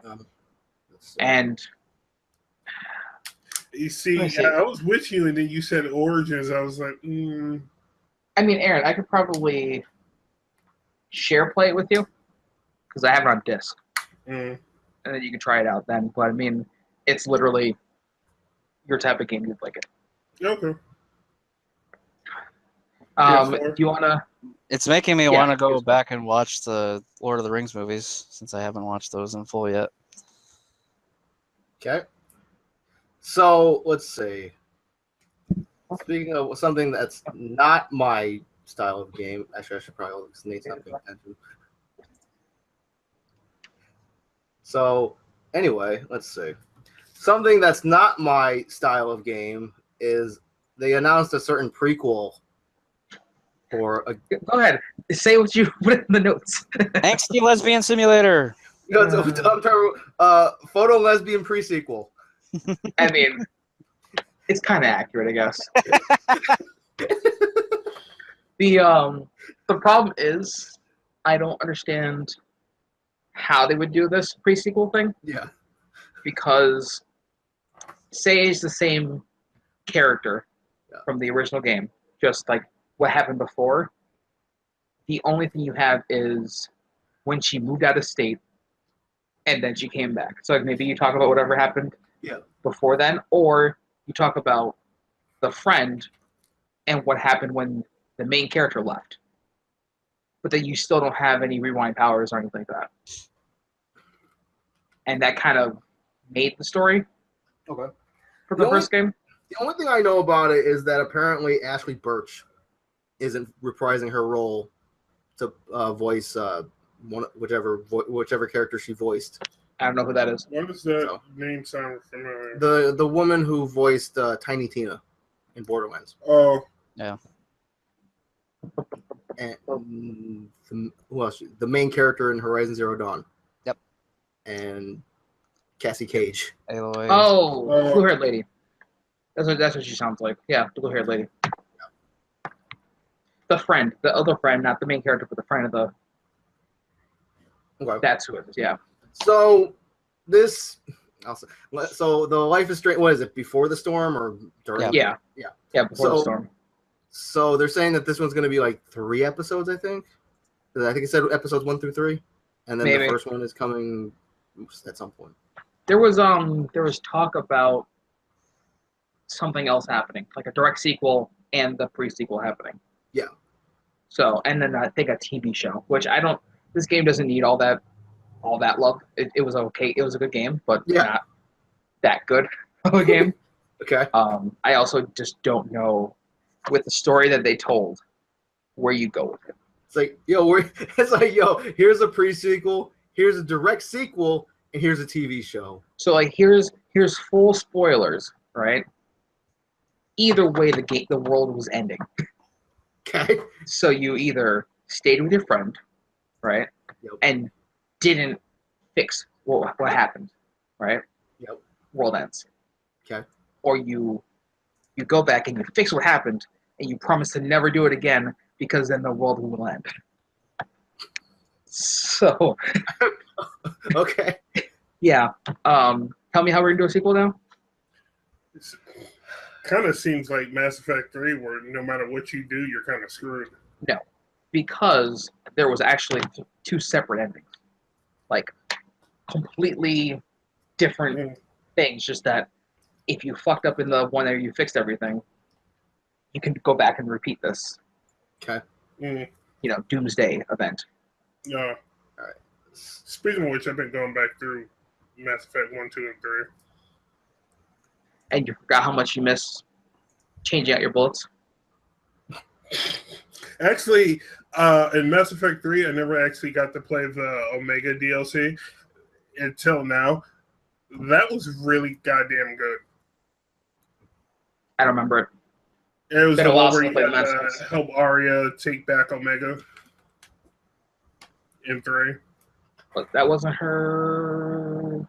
I think I did play through that. And it was this dude from Cerberus that you had to go up against. I don't know. Yeah. Although, sidetracked. Yeah. So I'm actually use that because to like fast forward a bit. So Mass Effect is made by BioWare. Yes. They also BioWare revealed Anthem, their new game coming out next year. I think. I don't think it's coming. So yeah, Anthem. I remember like when they showed the 15 to 20 second teaser at the EA conference, like we weren't sure about it. Yeah. But then they showed it. It didn't seem anything interesting. It's like, oh, this is a suit of armor. It's like, oh, like, what does that do? Okay. And then they showed gameplay at the Microsoft at the Sony conference. Or no, not the Sony one. The Microsoft Sorry, I missed that. Sorry. What happened? No, we were just saying that at the EA conference when they showed like the very brief teaser of Anthem. That's like, okay, like what, like we weren't like hyped for it, but then they showed gameplay at the Microsoft conference, and that game looks awesome. Yes. And that this is my favorite thing in the entirety of E3. Really? In the entirety of E3? Yep. Okay. You sure about this? Yes. You mean of the day, not the next day? No. This is the Anthem is my pick for favorite of E3 right now. All right. Big words. I feel like there's going to be an argument here, but big words. Okay. All right. So, like, I'll show you the trailer after. Okay. But okay. So there was like the lady in like the suit of armor, and then like she like jumps off the thing and she's like flying around like Iron Man and stuff. Mm. And I remember like watching it. I'm like, oh man, you're getting kind of close to the water there, lady. You're gonna short circuit. And then she went underwater, and I'm like, oh, that's Cool. Oh I like man, that. 2017, you can finally swim. Yeah. And then like because well, like what was her armor called, Joe? It was like Ranger or something. Yeah, it was the Ranger. That's the all-purpose one. It's like one of those Fallout suits, right? Yeah. And it's like a power suit. And like there's they're saying like different suits of armor with like customization and all that stuff. Like that all sounds good. Customizable, like colors and shit. And then they get to like that part with like the enemies, and then the big dude comes and he's got the mortar on his back, and he fires the mortar around and just blows them all up. And that mortar was super good. It's like I want one of those. I mean, the game looked great too. It did. It really did. It's like a mixture of Warframe, Halo, and a little bit of Titanfall.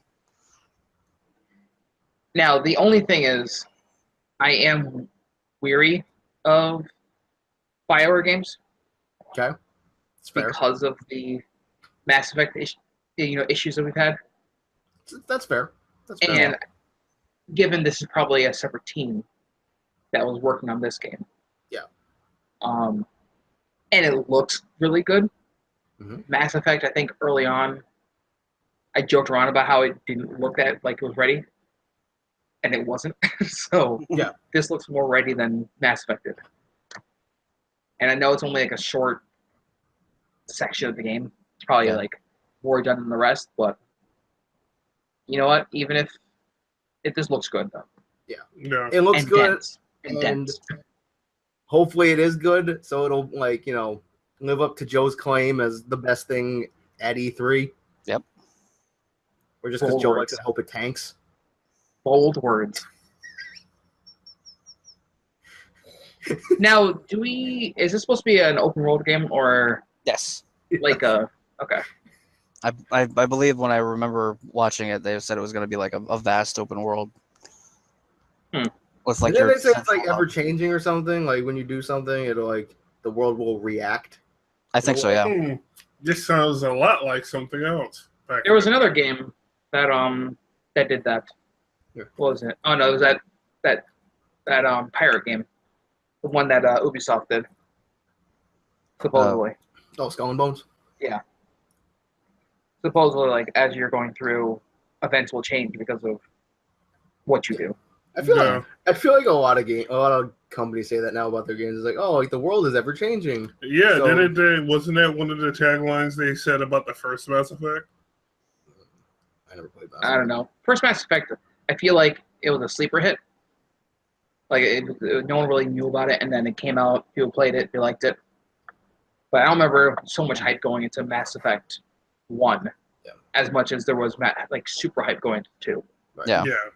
2 Mass Effect 1 was the only good one in my opinion. 2 wasn't bad. 2 wasn't bad. I like the changes they made. It wasn't terrible. I'll give it that. The only thing I missed were the RPG mechanics from the first one. Yeah. I missed the grenades. Changing I missed the rounds.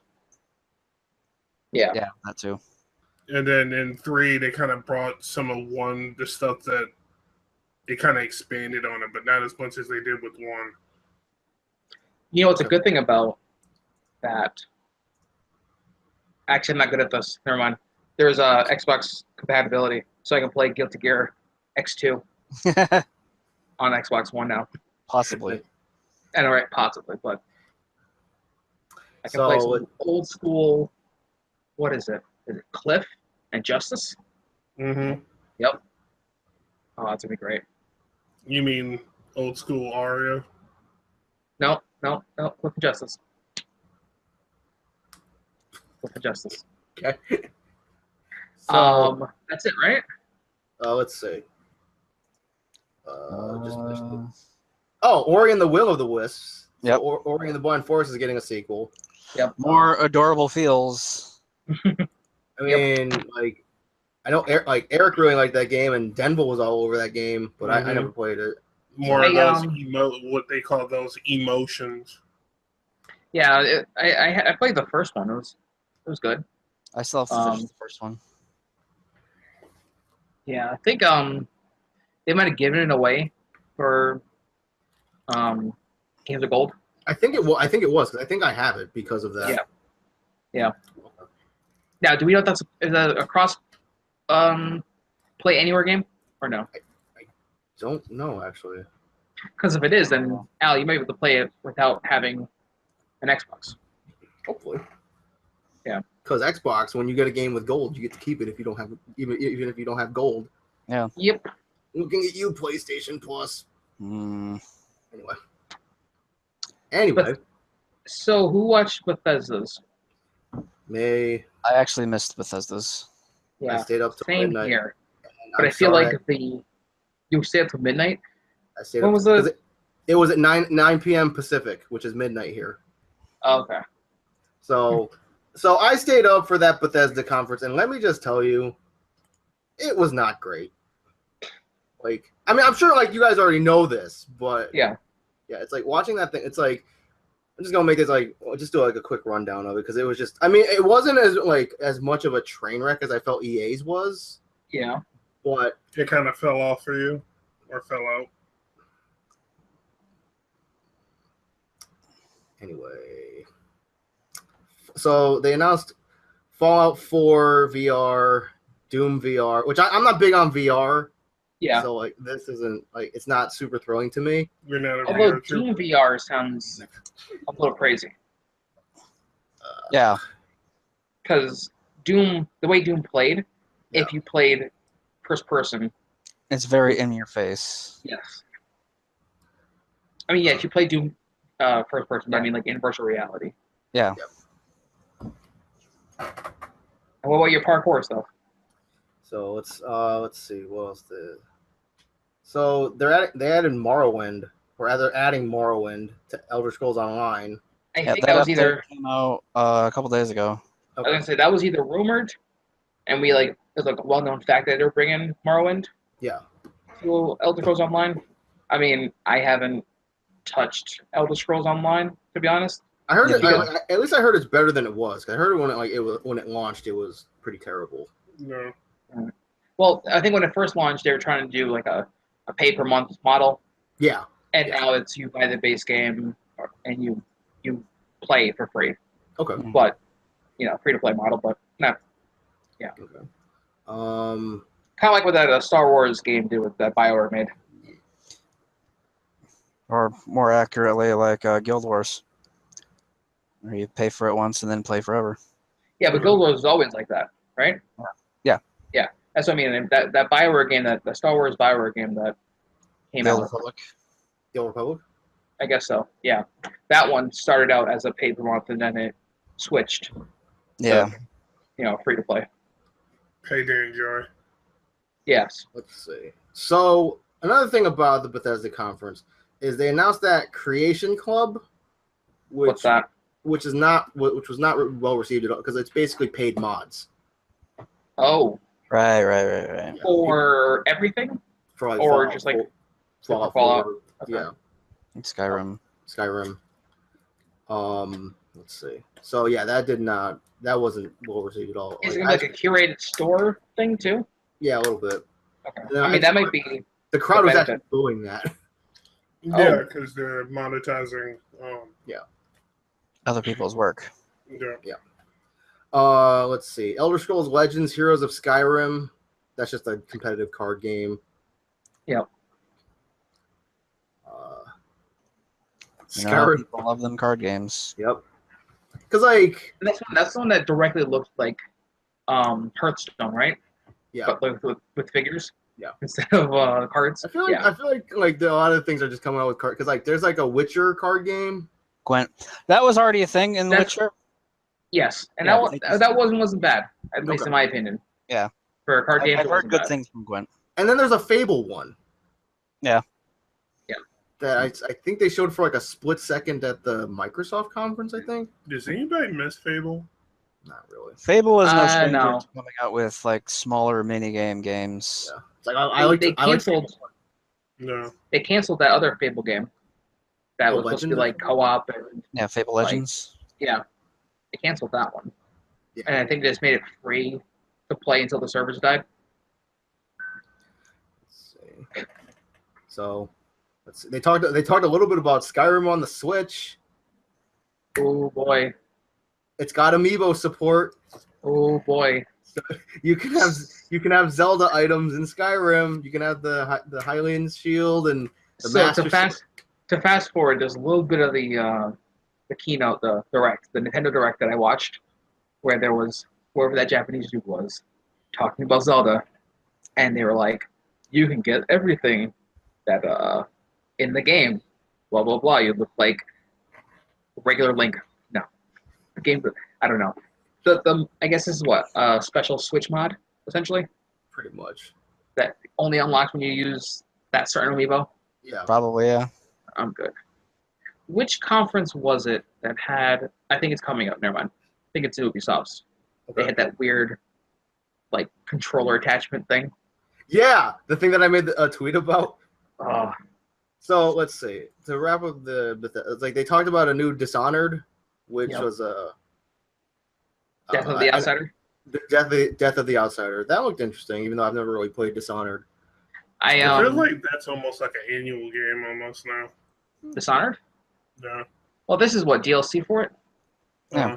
There's only 2 of them. Yeah. Oh, all right. That was a new game. Yeah. Quake Champions. Yeah, I think we talked about this last year, right? Yep. Maybe. Yeah. They mentioned it. They're really pushing that esports on it. Everything has to be an esport now. Yeah, because they're like, oh, like the Quake like Pro Tour or something. Yes, it's League of Legends is starting to get really big with the Pro Tour, with the Now sports now. The Evil Within. Did anyone play the first one? No. I watched most. I'm not big on horror games. So. You said you watched the first one? I watched most of it. Yeah. Okay. Was it good? It was interesting. It had its points. Did you need a second one? No. Yeah, I was gonna say because like it seemed like when because I was on Twitter while I was watching the Bethesda, and it's like when they revealed the Evil Within 2, or like when it was revealed that it was the Evil Within 2, it's like everybody's like, I didn't know I didn't know the sequel needed to be made.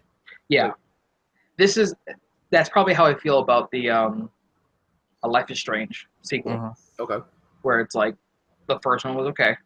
Yep. Just I don't need another one.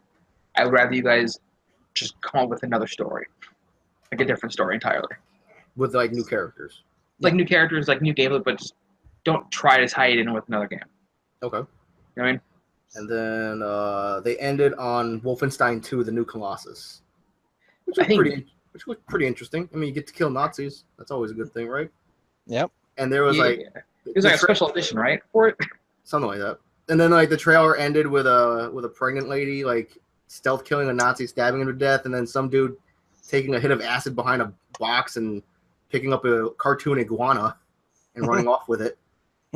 What? Okay. So yeah.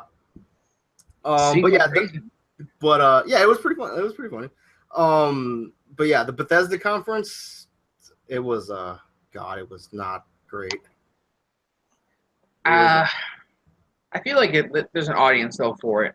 Yeah. People who like hardcore Bethesda fans. Yeah. Plus, I think like as with any other conference, I think like people like they had like their expectations, and they were looking so forward to these expectations. It just got like burned into their brain, and then when it didn't happen because everybody was like I want Elder Scrolls 6 or they showed nothing on Valenwood. Absolutely nothing. Yeah. So. And then, did anyone hear about that? I don't have this on the list, obviously, but did anyone hear about that Devolver Digital conference? No. Yeah, no, I didn't. I didn't watch it, but I totally forgot about that. It was basically just a giant comedy bit. Did you guys watch? Did you watch it? It was at 1 o'clock in the morning, and I was just like, I was getting ready to go to bed. And then everybody, it was just blowing up on Twitter because everyone was like, "Oh, this is the funniest thing ever!" Because it was just a giant comedy bit. Well, the Devolver Digital team. Yeah, because they make Hotline Miami, right? Yeah, and Serious Sam, and yeah, they make a lot of comedy-ish. They make a lot of the indie games. Yeah. But they're good though. Yeah. They're like a high production indie company. Yes. Yeah. Okay. It was only it was short too, right? I don't think it was an hour long thing. I think it was a 15 or half hour thing. No, they were going for about an hour and a half. Oh, really? Like they just kept going and going with it. It's like because like it was great for like the first 15, 20 minutes, and then they just kept going on and on with it. And then like I was like checking back periodically, and then like one time like they were all sitting on a couch, and like one dude was getting beat up with a phone, and Okay. Oh, they had like a couple wrestlers come on and start body slamming people, and I'm like, okay. So interesting. yeah. Speaking of interesting, the Ubisoft conference. I'm a little disappointed. Aisha Tyler was not hosting. Yo, I was mad about that. I was actually upset about that. You mean? Wait, I feel like it was a detriment. Like from whose line, Aisha Tyler? Yeah. The last like what 3 years, like the last 4 3 years? or 4 years, like they've had her host it, and like they finally got mad because every year she hosted it and they do some corny skit and she'd be like, yeah, guys, I don't know. Yeah. French people. And then that's it. So the Ubisoft conference, they kicked it off with that Super Mario crossover with the Rabbids. I liked it. It looked like Mario XCOM. Yeah. It was good. But it's only on the Switch. Garbage. I mean, I don't know. I'm not gonna lie. If I had a Switch, I would definitely play that. Yo. I love how that because the cover art for that game was leaked maybe 2-3 weeks ago. Was it? Yeah, and everybody was blowing up at it because everybody hated it. Or a lot of people I follow on Twitter and Tumblr, they all hated it because they didn't like seeing the Rabbids in Princess Peach's outfit or Luigi's outfit. Yo, they're fucking Rabbids. Exactly. They don't care about anything. Right. And then it's they showed it at E3, and then they had Miyamoto come out and they showed the gameplay trailer, and now everybody loves it. I see. Okay. I mean, we're all pretty judgy, right? Yeah. It's we saw a glimpse of the game. We're like, oh, this is garbage. Now we actually see gameplay, and we're like, okay, this isn't as bad as I thought. Yeah. Then again, it could be the low expectation thing. Could be. You go in there expecting not to like it, and it's a pleasant surprise. It's you go in there with super low expectations. It's the bar is low. Mm-hmm. Okay. It doesn't take much for you to hit it. Exactly. So moving on. Speaking of low expectations, and also speaking of sequels to games that I didn't know people needed, The Crew 2. Yep. So can I tell you, The Crew 2? It sounds like what was that sports game? It was a super outdoors extreme sports game that was a Steep, I think. Yeah. For at Ubisoft last year. Yeah, they announced the snowboard. You could be snowboarding, skiing, or. There was also a game by the guys who made Burnout that was supposed to come out. That was an extreme sports game. Mm-hmm. Yeah, I remember that. I'm wondering if this got folded in, and that's what The Crew is now. It could be. It's because I heard The Crew, the first one, was pretty good because you could just drive around in an open world with friends. But the main problem was the map wasn't very big. Mm. Yeah, it was all right. I mean, I think they gave it Games for Gold one month. My nephew plays it a lot, but it's just I don't know. It just seemed okay to me. Okay. I mean, it wasn't asking for a second one. You can drive in cars and street racing cars and off-road vehicles and boats and planes and. Yeah, it was just vehicles before. That's it. It was almost kind of like a Need for Speed knockoff. Yeah. With a guild, which was your crew. Mm. They also showed another trailer for the South Park game, which I'm kind of glad they just showed the trailer and then just moved on from it because it's yes, we know this game is coming out. Yes, there's not really too many jokes away. Yeah, it's I felt it's because I was watching the trailer and I'm like, okay, cool. I really hope they don't bring out Trey Parker and Matt Stone to talk about it because it's they were terrible last time. Not even that. It's what else is there to talk about? It's yes, we know this game is coming out. Yeah, just put the game out already. Yeah. The next one was that weird Elijah Wood. Yeah, that was so odd. Yeah, because I was watching it and I saw Elijah Wood. I'm like, okay, cool. Like, has anyone really cared about Elijah Wood in like the last 5 years or so? He was on an FX show, I think. Okay. Willard or something like that, where there's like an imaginary talking dog and an imaginary person who is a guy in a talking dog suit. Yeah. So Elijah Wood's been active. Not necessarily good, but active. Skull and Bones. Skull and Bones was basically Black Flag, the game. Black Flag. Or Ship Combat from Black Flag of the game. And there may or may not be a Kraken. Yeah. May or may not. I mean, I don't know. Like, as soon as they showed it off, I'm like, this is exactly the naval combat from Black Flag. Yep. Except it's an RTS, I think. Oh, is it? I think so. I think I read that somewhere. Okay. I think in terms of you have like 5 ships total. Each has a certain type, like our battering ram and whatnot. Where in Black Flag, I think the only thing you really had with that was maybe those like quick. You go into the base of your boat and you can send some ships from your fleet to go fight another ship. Mm-hmm. But this might actually be like you said. You set them up and you actually have them go at it. I don't know. It looks good because I enjoyed it. Yeah, the naval bits in Black Flag were pretty good. Yeah. I don't think you get to jump off the boat though and fight people. Or load yourself into a cannon. Onto an enemy ship, and then you take out everyone on the enemy ship, and then jump off and get eaten by a shark. Yeah. With the cannon. Sea of Thieves. Let's see. We should skip over Just Dance. It's a Just Dance with more music. Yo, there was a dabbing panda. Oh my god, it was the worst. Every year they do this. And every year I'm gonna make like the one mention about this game when they's like, oh, Just Dance is coming out October or whatever, but then they listed it, like the consoles it was coming out on, and it was like Xbox One, Xbox One X, Wii U, the original Wii, Xbox 360. I'm like, you guys are having this come out on every console just to try to boost sales. It's also on mobile, right? Oh, is it? I think it's on mobile too. How do you dance from a phone? I think so. It's one of two ways. It's either going to be Apple TV AirPlay, so the TV so you can get your picture, but you're using your phone as a motion controller, or it's 2 with a Chromecast sending it to the TV, and then using it the motion controller. Yep. Yep.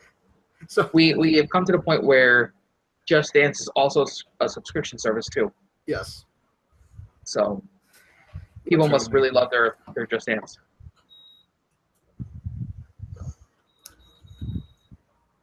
No, put it back on 74. Okay. Sorry, I was just having Aaron turn on my air conditioner. Oh yeah, no problem. It's a hot day today. Yeah, get this heat wave. So let's see.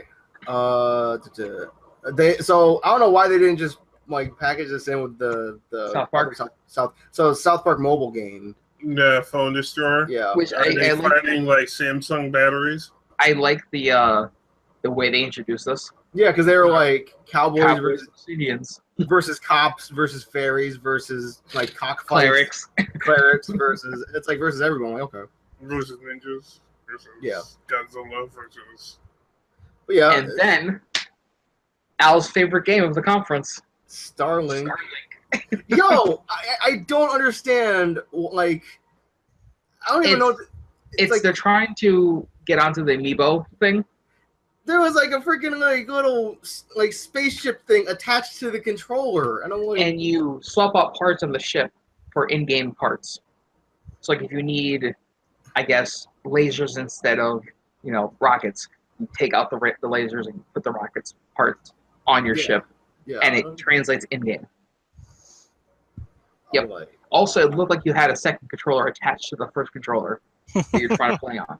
Yeah, it's like fucking fighting Psycho Mantis.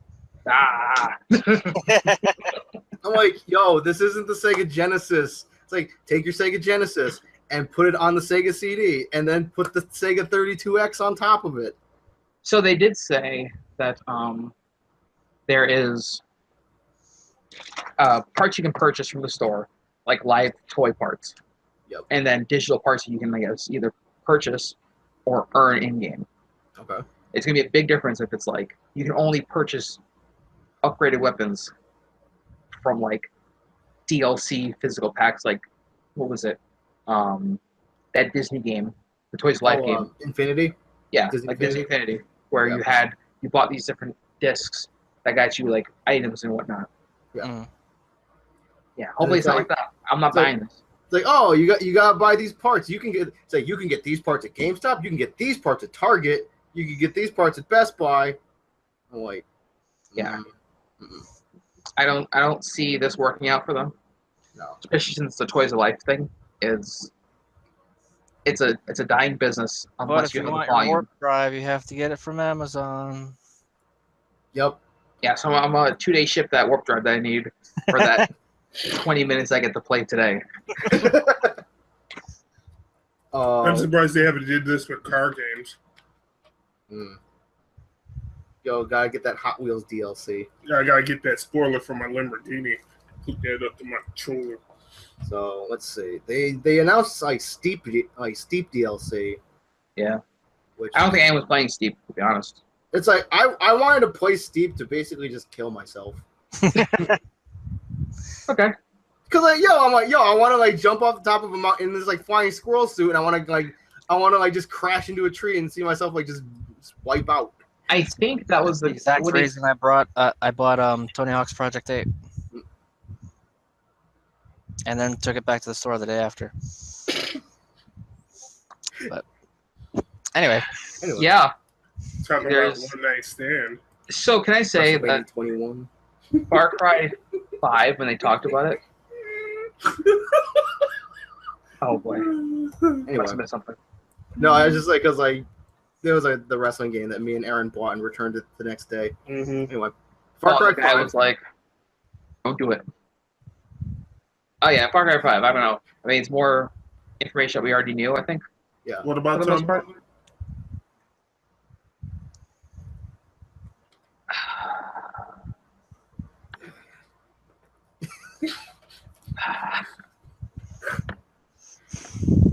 We just need to keep this moment of silence extended for a little bit longer.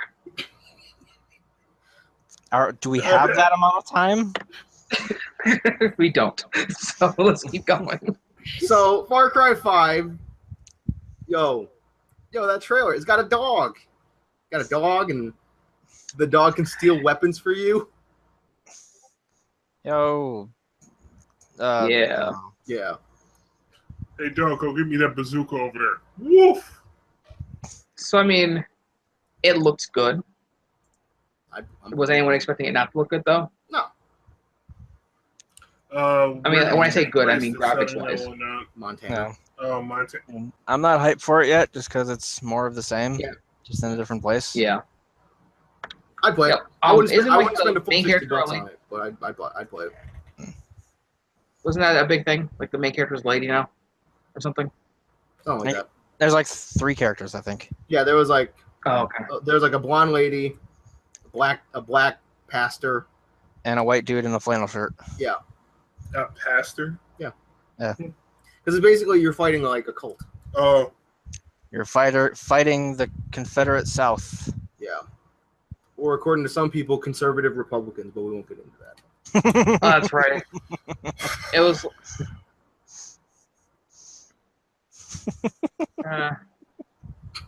Now, do we know if this is going to be co-op at all? Yes, it is co-op. There is co-op. Okay. Neat's going to be the pastor. No, Sniper Yo. Oh. Yeah. Oh, but if you're a pastor, you can yell out like Judas Priest. No. Was that like a? So also they did one of those Final Fantasy type reveals at this one. Yeah. The game that we all wanted, or I guess we all wanted. Yeah. HD VR fishing. Beyond Good and Evil? Yeah, Beyond Good and Evil. I don't know about the fishing. Oh, you're talking about the Final Fantasy VR thing at some point. Yeah. I don't know. It's like I don't really have much to say about because I never played Beyond Good and Evil. I don't remember Beyond Good and Evil, to be honest. Evil have to do with fishing. Like, is there good fish and bad fish? Like, is fish with like angel wings and another one with like devil horns? I get it. All right. Yep. So Beyond Good and Evil, none of us really have much experience. Right. It's like there's a monkey and there was like a pig dude and like I wanted to play it because I've heard nothing but good things. But and a black lady. They said it's a prequel too, right? Did they? Yeah. It's like it takes place before the birth of whatever her name was from the first game. Okay. Jade, I think. Yeah. So it's like it's her mom and the space monkey.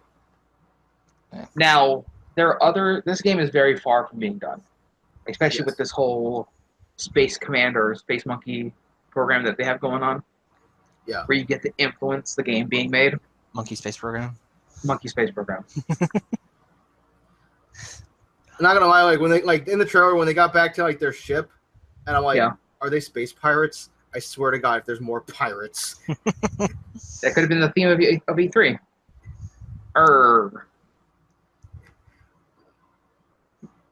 Yep, that was my own dad joke. just shoot in. Should we move on to the better of the show? Okay, I just want to make because like obviously nobody here but me watched the PC gaming show, right? No. Okay, I just want to make like because like I was watching it. I just want to make a couple. They had Cliffy B come out and talk about Lawbreakers. Okay. And Cliffy B. Heroes of War. Oh. Well, the first three, I think. Yeah. Right. Yeah. And Cliffy B came out and he was telling it like it is. He was all like, "Yeah, this game's coming out. It's $30. None of that $60 bullshit." He literally said that. Yeah. And then he's like, "Oh, we're gonna have like a closed beta, and you can play it, and you can tell us how much it sucks, so we can fix it for an open beta." Nice. So yeah, Cliffy B was telling it like it is. But Lawbreakers looks amazingly fun. Yes. Also, I like the fact that Cliffy B is one of those guys he's a real guy. You know what I mean? Like you probably could have drinks with him, and he'll swear the entire time. Yep. But like he acknowledges that Lawbreakers is a multiplayer only game, which is in any other game that's a half a game. Yep. It's worth $30. And I mean, he'll probably I think he said there's no like DLC for it, like loot boxes, that type of deal. Yeah. There's nothing like that for it. It's just the game. So no pay to win, no after whatever, like microtransactions, just pure game. Trying to think like what else they talked about. They talked about Forza a little bit, and I like it kind of like irked me a little because like they're at like they asked the guy from the Forza team like, oh, like what about people who are on like budget PCs? Like, will they be able to run it? And then the guy was like, yeah, like we've like we've optimized it. Yeah, like to them, like we've like made the minimum specs more accessible, so like even low end PCs that have like an i5 can run it. Okay. And I was like, an i5. That's like mid. It's like mid tier. Yeah. Yeah. I was like, I think Joe has an i5. Yeah, I literally just upgraded to an i5. Like, and for this guy, he's like, yeah, for like sucky PCs that have like an i5, they can even run. Like, oh. I mean, most of the calculations are done on GPU, anyways. Yeah. So, I mean, you do get a boost in frame rate from CPU, but most of it's coming from your GPU. Yeah, because they were like, he's like, oh, like, if you have like an i7 or an i9, you'll be fine. Well, if you have like an i9, Jesus Christ. Well, the i9 is their, like, I think it's okay. So the i3s are dual cores with hyper-threading, so they look like there's 4 cores. The computer. Mm-hmm. An i5 has 4 dedicated cores, but there's no hyper-threading, so it can't split tasks. So it still looks like it's only 4. And an i7 has 4 cores that are hyper-threaded. So the idea is that the i9 has 8 cores standard, and the possibility of hyper-threading, I think, because there's this whole Threadripper thing coming out where there's... Yeah, okay, never mind. I'm going off. But yes, it's like super high end i9 status. Okay. Not many people really need it. I'm sure a lot of people will get it for no reason. Yep. Let's see. They also they're remastering Age of Empires. If anyone remembers that. I remember not caring too much though for Age of Empires. It's like because they were making it was like the last thing they showed. They were making a super big deal about it. They're like, "Isn't that RTS?" It's like yes, something like that. It's super. Yeah. It's like they're celebrating like their 20th anniversary. That's why they're remastering it. Like, oh, cool. Okay. It's another game that they can advertise to give to me for free with purchase of a graphics card. But yeah, I think that was like they talked about a bunch of other stuff, but like it was like I wasn't really paying attention. Mm-hmm. So I guess with that we can move on to the shitty Sony press conference. I know, right? It was so bad. No one talked. It was just trailers for an hour. Thanks, Twitch. And a completely dead audience. So, can I say that it was supposed to start at 9? Yes. And it didn't start until like 9:45 almost because of the pre-show that they had going on. Yeah. And they announced a lot of things during the pre-show, which I was like, oh, it means they're just saving room for the conference itself. Yeah, because I caught it when they in the middle of them announcing Undertale getting a physical release on PS4. Oh, okay. And Ni no Kuni 2. Yeah, Ni no Kuni. Which I heard, I'm kind of excited for because I heard really good things about the first Ni no Kuni. The hell is Ni no Kuni? It's an JRPG. It's like I was almost gonna say a Tale style looking RPG. Okay. But it's like it's hard to describe. The first one was on PS3 though. Yeah. So if you can scrounge up a PS3. What? I said it was on the George Foreman grill. I guess. I mean, it was. If you can find it, you can find it for like $10. Yeah. Right now. So when the press conference actually started, I remember they had really bad audio issues. Yes. They couldn't switch between the trailer audio and the audience audio. Yeah. So you're hearing the trailer audio from the audience point of view. Exactly. So it was like that for the first 2 trailers because they showed off Uncharted, The Lost Legacy, with the one with the ladies, which I initially thought was a Tomb Raider game. Which yes. So the first time you see, I forget what her name is. Whatever, the lady from Uncharted. Yeah. When you first see her, she kind of looks like Laura. Yeah. From behind. Mm-hmm. So you're like, oh, is this a new Tomb Raider? Well, it's not. It's Uncharted. It's Uncharted. It's like Lost Legacy or something like that. Yeah. Yep. That's it. Yeah. And then from there, they went to I think the Horizon Zero Dawn DLC, which I actually missed because I was trying to figure. I thought the audio was my problem. So yeah, it's the Frozen Wilds. Yeah. Yep. It just adds another area. Looks like. Oh, cool. To what already was a pretty big area in Horizon. Let's see. They talked about that Days Gone game, which I think they were actually when they first revealed it last year. Yes. Which when I remember, I totally forgot about it. And like Joe was saying earlier, when we saw it, we thought it was basically Ride to Hell Retribution 2. Mm-hmm. Oh. Yeah, no, the Days Gone, one of the greatest greatest games of all time. I think last year they showed off Days Gone. Yeah. And it was like the mill scene, I guess. Yeah, with a bunch of with just a giant horde of zombies, and you're just that one dude. They were using that to kind of show off, I guess, what the Pro can handle. Yeah. In terms of number of people with the HDR, fire, and all that jazz. But this one seemed more of actual story, which you might pull through a mission. Mm-hmm. Which actually seemed pretty good. I mean, it was interesting. It's setting the bear trap and. Yeah, it does seem pretty basic for a game nowadays. Yeah. Yeah. It didn't really stand out too much for me, except for that clothesline thing. Okay. Yeah, when he was driving on a motorcycle. Oh, okay, that's what that was. Cause I don't like because he was riding his motorcycle 1 second, the next second he's off the bike. I'm like, what happened? Yeah, they wrapped a rope across 2 trees across the road, so he just drove into it.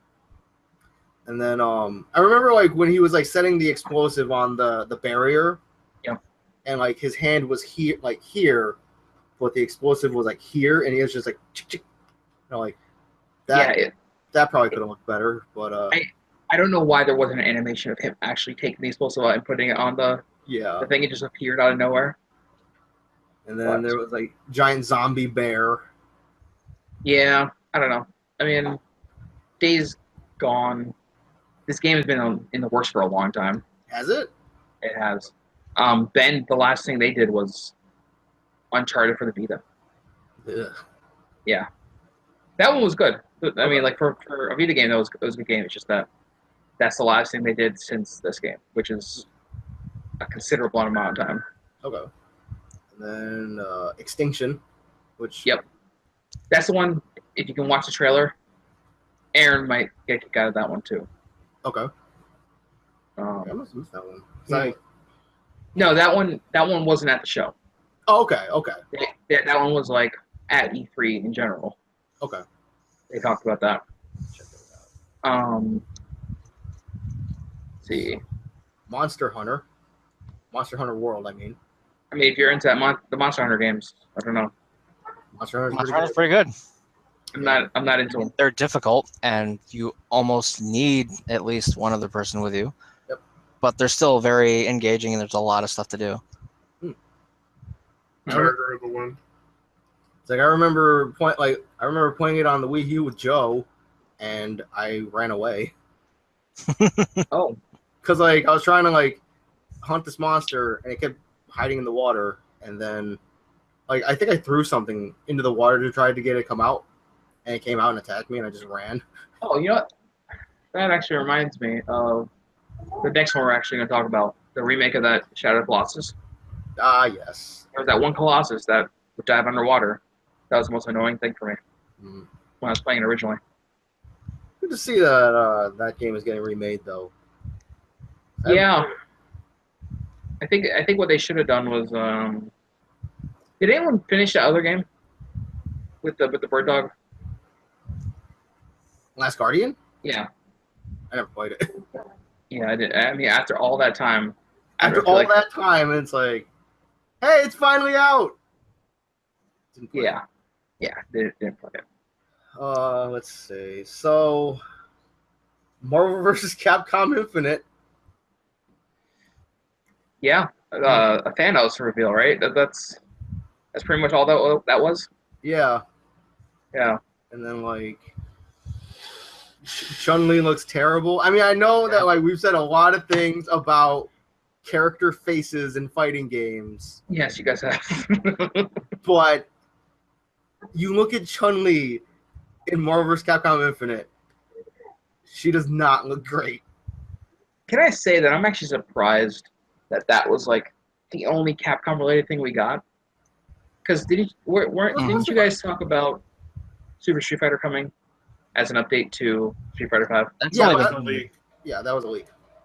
Also, that's what I'm saying. Monster Hunter is Capcom. Yeah. Oh, okay. Yeah. But I mean, I was expecting to see like something about this update coming out. Oh, like this would be where it gets revealed, type of deal. But let's see. Speaking of, go ahead. I like the fact that they potentially bring back Zero into Marvel's Capcom because I preferred him because obviously because Zero.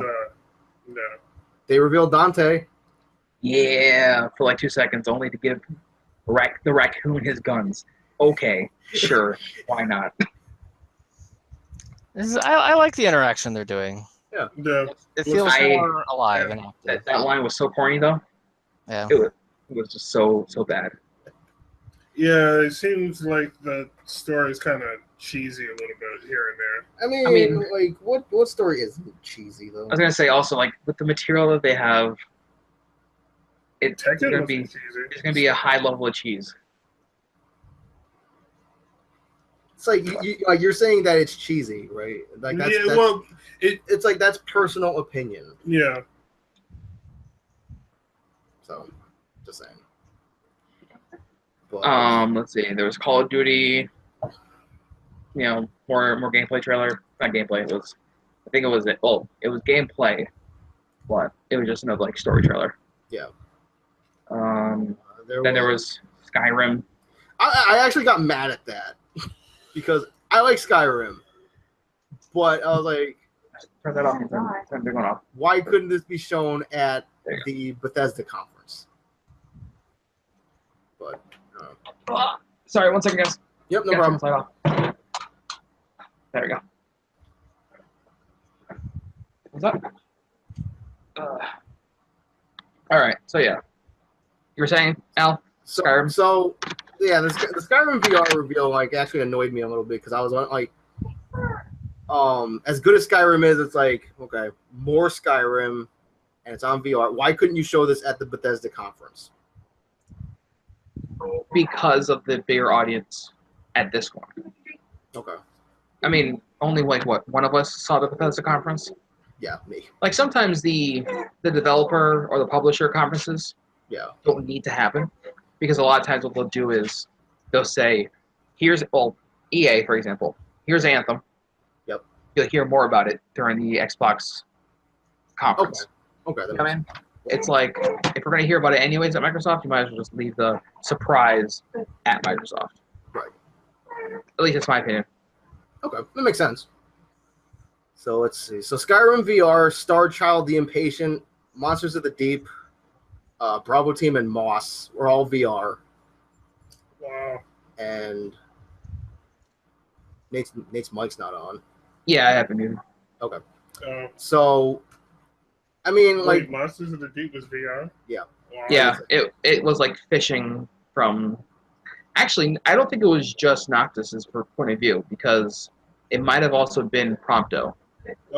So this might be that VR experience that they were talking about before? Yeah, because I remember seeing the stuff on Final Fantasy 15's VR stuff last year.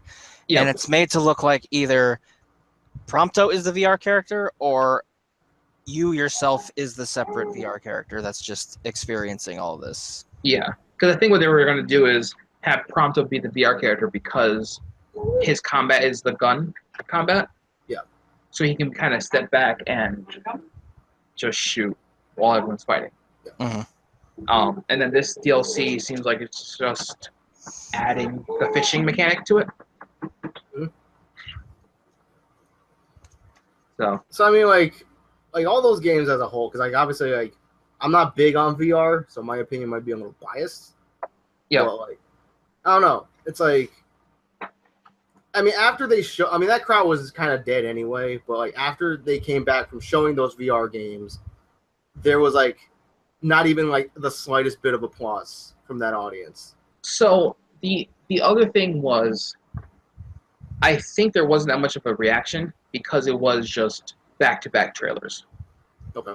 There's really no time, there was no speaker that came out to talk about this next game or this next game. It was just, here's another trailer, here's another trailer, here's another trailer. Here's some, I think, the Days Gone trailer. There was a random thing where they pulled out and there was two guys hanging on the stage. Yeah. And then they went back to the trailer. That was I think that was for the audience itself, not for us. Yeah, because it's they would the guy was hitting the bodies in the game. Yeah, and they were reacting or something like that to it. Reacting on stage, which is a little odd. I mean, it in my opinion, they just announced a lot of things. That's really all the conference was. I mean, all in all, that's all these really are for, just announcing games. Yeah. Some do it better than others. I don't know if I would have wanted the extra cheese of having someone come out, explain things to me. I feel that's what the rest of E3 is for, is explaining. Going to the game developer booth and finding out. Yeah, exactly. Yeah. Yeah. I mean, if you're gonna do a conference, just do it and show me what games I can expect for the next year of PlayStation. Yep. And that's essentially what they did with this conference. Yeah. The VR stuff, though, there's no way to really sell a VR game. I feel like you have to play it in order to get It's VR, and you want to like immerse yourself into the experience. So you can't have, like... Sorry, there was one thing that I think happened at the pre-show where they had a interview with Mark Cerny, the guy who the lead architect for the PS4 and the PS4 Pro. Mm-hmm. He was talking about how the one thing he would have changed was the PS4 Pro launch, which like he said that the thing that happened was they were trying to show people the benefits of 4K. Yeah. But in 1080, because no one had a 4K TV or the ability to stream this thing in 4K. Yeah. Where Xbox did their entire E3 presentation in 4K. So as long as you had a 4K TV, you can actually see the difference between what you're playing now and what you could be playing on an X. Mm-hmm. So, like, I think if they had the opportunity to do that, they would have. Now, like Joe said, though, the X has outpowered the Pro, as of right now at least, just spec-wise and from what we're hearing from, like, developers. But at the same time, Microsoft is doing that Play Anywhere thing. Mm-hmm. So it's just a PC option would outpace an X anyways, most likely. So I don't know. Unless, I don't know. That's something different, yeah. Yeah. Some people don't like PC gaming because they think it's too complicated or too much of a hassle, and consoles are more. Yeah, because like a console you just can buy, and like you don't have to worry about, can my console run this? Yeah, you buy it, you hook it up, and then you can play everything that comes out for it forever until they stop making stuff for it. That is true. Well, I mean, like I say right now, if my launch PS4 died, I would probably go the Pro route instead of replacing it with another Slim. So, Joe, do you have any opinion on these VR games? No, VR is cool and all, but I don't have a VR system. I probably won't until I like get my own place that has like a large area to play in. And even then, I probably won't because I don't know. I don't like VR too much. I like sitting down and playing games. Yeah, being able to see around you so no one can sneak up on you. Yeah. So also live in a neighborhood that you won't surprisingly get shanked. Yeah, that's another requirement for VR. Yep. Yeah. There's probably someone out there that was like playing VR or like streaming it or something and had someone break into their house and steal their stuff and walk out while they didn't even know because they were in VR. They even stole the TV. Here's my problem, right? I've watched a lot of anime when it comes to VR. Nate was going the So same I'm just saying. I was. You know exactly which anime I was thinking of right now. Any anime that has full dive VR? Mm-hmm. Yeah, I'm good. The one prominent actor voicing a certain character. It starts with the H. Does it start with God of War and Kratos? You mean Dad of War? Dad of War. Yo, Dad of War. I just any information to give me for God of War the new one, I'm just like, oh, this is hype. This is nice. Yo, Dad of War. It looks really, really good. It looks really good. It does. And it has a scale too, so I feel like they can't fail on this one. Oh, don't say that. I know. I need to lower my bar. Big words. Oh no, this isn't my game of the show though. Okay. Let's just make that clear. Not my game of the show. Okay. Oh, really? I have a feeling where we are coming upon that choice. Yes. That choice looms in the distance, and we'll keep moving forward. I'm building my inner energies for that one. So let's. I think I know which one. So obviously the new God of War, it looks great, and I'm sure it'll be good. So, like at least we got like, well, we got like at least a time frame for release because didn't it say early 2018? Yeah, something like that. Yep. Okay. So that's good. Let's see. We'll move on. There was that Detroit Become Human. That one was good, in my opinion, at least. Like I remember the original like reveal trailer being completely different from what they showed. That was the original was weird because that was the one where you were the robot and then this other robot was like holding a girl, like a little girl, on the edge of a building. Robo LA Noir. With like, so like there was even further back, there was it was a demo. It was a what was it? It was a an engine demo, Okay. I think back when that Beyond Two Souls game was coming out. Oh, Mhm. It was around that time, Mhm. and it was actually that robot, the female robot from the first reveal that they had, and it was her being built, and then I guess they were doing their tests, and she was aware and all this other jazz.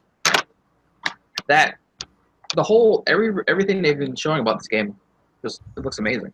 Yeah, like I really hope there's like a decent amount of like choices and like ways to go about the game. Like Yeah, it's- I'm really going to enjoy watching somebody else play it. Nice. According to them, there's multiple options everywhere. There's also missable options. Mhm. So if you don't investigate certain things, it doesn't come with a prompt for you to then execute something relating to that. Mhm. They're saying that the demo you were talking about with the guy who's the police negotiator, Yeah. and the girl on the cliff. I guess if you don't investigate the entire apartment before you go out there, Yeah. you don't have as much information to negotiate with him with. So the little girl can die because you didn't know about, whatever the replacement model that was coming in. Yeah. Mhm. Yeah. I mean, negotiate like the paths in that one looked good, but this actually looked like gameplay wise good. Mm. And it's an interesting thing for the story where you have what looks like a robot, maybe an older model, Yeah. who's able to hack the other ones. Mhm. Because he was literally like putting his hand on their shoulder, and then that little circle on the side of their That head. little, like that little circle on their head would change like from like I think blue to yellow or something. Through Yeah. the power of touching. Everything so- my hand touches. Was there a release date for that? No, I think it's just 2018. Oh, okay. I think. All right. So yeah, that looked really good.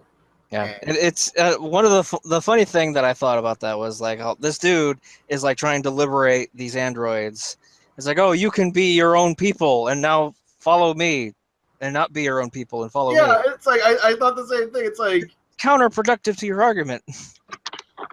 Follow me to your freedom. I think that's what they were going for. Yeah. Like, follow me for now, but you have free choice to do so. Okay. Yeah, I don't know. So I mean, speaking of choices, Destiny 2 and you can forge your own destiny. yeah, for your own and like have the choice. Have the choice of buying it on PS4 to get exclusive stuff. So, None of which I care about. I mean, I guess when I'm was that sniper rifle the Oh yeah. Borealis, I think. Yeah, something like that. Yeah. I mean, when you get in that Borealis and I'm capping pure dudes in that PvP arena, that's exclusive on PS4. I don't know. I mean, the whole exclusive thing with Destiny it's a year-long exclusive though. Yeah, it's like because they're saying that it's going to be exclusive on PS4 to at least fall of 2018. Yes. Yeah. I'm like, So wow. it's one of those things. Also, the PC version is what, a month or two after the PS4 Oh, and is it? Xbox One release. Yeah. I think. Okay. Well, looks like I'll be waiting a month. Yeah. I mean, also the pre-orders are up on Battle.net right now. Oh. So. Hmm. But we kind of got all of our Destiny news from that Bungie Yeah. announcement. Yeah, What's a month ago almost? seems like it. The only thing we got at the conference was essentially the bad guy reveal. Yeah. What he actually looks like. And also like all the exclusive stuff. Yeah. Yeah, all that stuff. So, So according to my list, that's the end of the Sony press conference. what the fuck? I mean, I don't see anything else to talk about. they didn't show anything else. I mean, like I think that's where it ended. I mean, I don't see nothing. Do you? no. So I guess we can just move on to Nintendo, and we can talk to Nate about Nintendo. I don't know if you noticed, but me and Nate are both black. No, Aaron. I'm black. He just left you out in the cold. So okay, but I'm biracial. Like another character that we can talk about in their next topic. I think Mario. me and Al called this. I was like, oh man, this Spider-Man's hype. And then I'm like, but who's gonna get the biggest kick out of this? Aaron, because of the last 2 seconds of the trailer. Yep. Hey Miles. Oh my god, he's real. I don't know. So the trailer though, or gameplay walkthrough, yep. it's pretty sick. No. Pretty sick. I'm not gonna lie. I'm not I was telling Joe, I was like, I'm not big on Spidey, but that game was pretty sick. It looks very much like, I know there's been Spider-Man games that went the Arkham route with the whole combat system, but this looks like the legit closest they ever came to a Spider-Man combat system. Yeah. I mean, a lot of it was good. I just hope that it's not like I'm seeing a lot of quick time events. Yeah. Mm-hmm. You know, like the more fantastic things I'm assuming are being handled quick time wise, but Yeah. like some of the entrances when you guys go fight. Yeah. I'm hoping that that's actually like Playable. gameplay. Yeah. We went to go save that guy, and you like swung him up, and then swung in after you pulled him out of it. Yeah. Mm-hmm. Hoping that that's a gameplay choice, and not just how that fight starts, and then you're thrown into battle. Although, it seemed like new Spider-Man in terms of like the web mechanics. Like there's a built-in mic. He had that like it looks like a remote detonator or motion sensor grenade web slinging thing. Yeah. Which I'm like, oh, that's neat, I guess. Yeah. It seems. But the web swinging seems like it's there. Yeah. It seems like they're turning Spider-Man ever since the whole Tom Holland thing in the Civil War with Tony Stark giving him the suit. They're turning Spider-Man a little bit more tech-based. I mean, but they've been. I guess they kind of did that with. He was already like that. It's just that he was only doing his own stuff. Yeah. I mean, because when he had his own company, he kind of did that stuff too. After he got he's developing the web singing fluids and all that jazz. Yeah. The not original show, but the old animated series. He'd actually make his own webbing. He'd actually make his own webbing, different types of webbing to go along with it. And then there was a whole like futuristic, what was it? Spider-Man like 2099, where it was like a nano suit and all this other jazz. So it's always kind of been there. Also, I think they're hinting more towards endgame stuff with the Marvel movies, like Iron Spider, stuff like that. And then in the last trailer they had, there's like parts of the suit that's not unlocked. So the Iron Spider mode might actually be already in that current suit, just not turned on. And they'll probably turn it on and mysteriously during that super event that's coming up. So, but back to the game. It looks solid. It looks smooth. Now, obviously, I was running out of Pro. There's no. I just want to see the difference between a Pro Spider-Man and the standard PS4 Spider-Man. So I want to see where they tone things down. What did you think of the emblem on the suit? It being white instead of black. I mean, design choices, I guess. It doesn't really affect me too much if it's not black. You know what I mean? Yeah. The suit looks good, but I'm more focused on the gameplay. Yeah. And that gameplay was pretty sick. Pretty smooth. Yeah. Combat looks solid. Like I was a little iffy about the amount of like quick time events they had, like Nate said. But I kind of feel like in those situations they kind of have to be handled by quick time events. Yep. I mean, you were chasing down the helicopter through the city. Yep. Which seemed like it was not, obviously it's not a quick time event. You're actually following this thing around. Now, like the random saves, it wasn't like press the left bumper. It was, I don't know, it was probably tuned in to where your actual controls are. Yep. You just have to do it at that certain time. Yeah. And then the helicopter save when you're shooting all the web fluid out to catch it. Yeah. Mm-hmm. That was pretty sick. Not gonna lie. Yeah. That was pretty sick. Now, I'm just wondering if what else they can do like that. If it's like, is this the only amped up scene in the game? And it's like early on, we're just kind of okay. They just showed the best part of the entire game. Did we get a date for that one yet? Early 2018. Yep. Really? Okay, that's further on than I thought. And probably be anywhere between January. No, actually, it'd probably be something like March, maybe. Anywhere from between January and March, because that's Q1. Yeah. And, I mean, it's further along than I thought it was going to be. At least. yeah. Not a lot of stuff comes out in January, especially like movies too. Now, I know Joe made a quip earlier about who voiced Spider-Man. Nobody gives a shit about Peter Uchiha. I was really surprised. I was like watching the gameplay, and then I heard him speaking. I was like, "Wait a minute, what the? Is that Yuri Yamamoto?" A lot of people were also talking about the Miles Morales thing and saying that it looked like Gambino. It does a little bit. Well, we didn't hear him talk, right? No, No, I don't think so. because that's who Miles is technically based off of before they got Andrew Garfield for the movies. At What? one time. Yep. Wait, what? Yeah, you didn't know that? No. What did you just say? You just said that they got Andrew Garfield, but he was based off of. No, what I said was, the time between you had Tobey Maguire Yeah. and then you had Andrew Garfield. They were saying, like, why couldn't there be a black Spider-Man?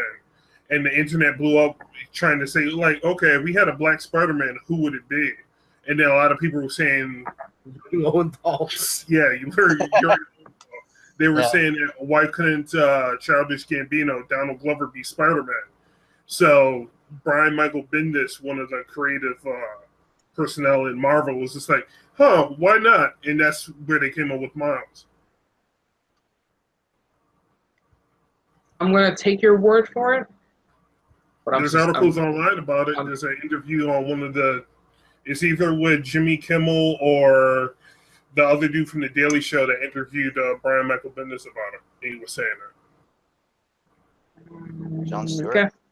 Yeah, because even Gambino did it. It said something about it in one of his stand-ups. Like, I know that he had a campaign going that he wanted to play Spider-Man, and he wanted to play Miles Morales. But I don't know about. But before that, the Miles internet Morales was kind of being behind him on it before he decided to have a campaign on it. All right. Okay. You know what? Let's just move on. This isn't College Cheese Comics. Yeah. Comic cheese. Yeah. Oh man, there's an option. It's like, great, I've unearthed a new option. Although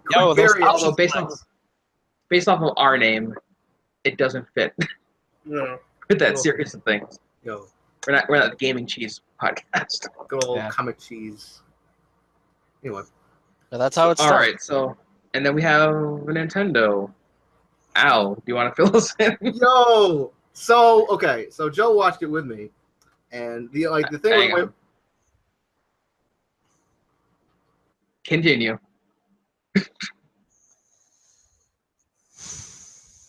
That was my face for while you're talking about Nintendo stuff. Hey, Al? Did he die? Oh man, I guess we have to fill the gap. Wait. So I seem to be getting a insider. did he crash? Did your computer crash? Oh. Huh. Well, it lasted a decent amount of time. You know what? It ended at the right spot though. God damn it.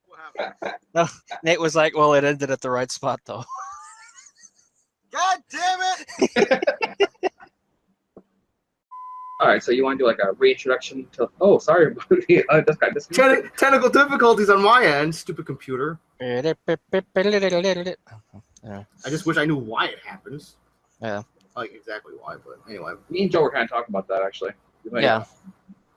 I'm pretty sure it's the is it a memory graphics card thing? I'm pretty sure it is. Yeah. It's a memory leak thing. Because it's probably a graphics card link, but at the same time, if it wasn't happening before, and now it's happening. No, it was happening before. Oh, it was happening before? I think one time it even happened when you were here. Oh. But yeah, like it's like if I had the webcam on for like a certain period of time or something, then like the computer just like blue screens and restarts. Because I know that sometimes Windows 10, this was back before when it first launched, there was driver issues with web cameras and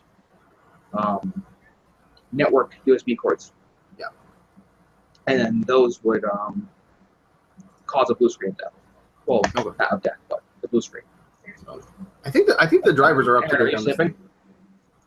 Nope. He looked asleep. Yeah. No, I was thinking about what you were saying. You're just resting your eyes. Actually, graphics card, what it could do. So, I mean, if it is a graphics card issue, that's not much of a problem because I was going to upgrade the graphics card anyway.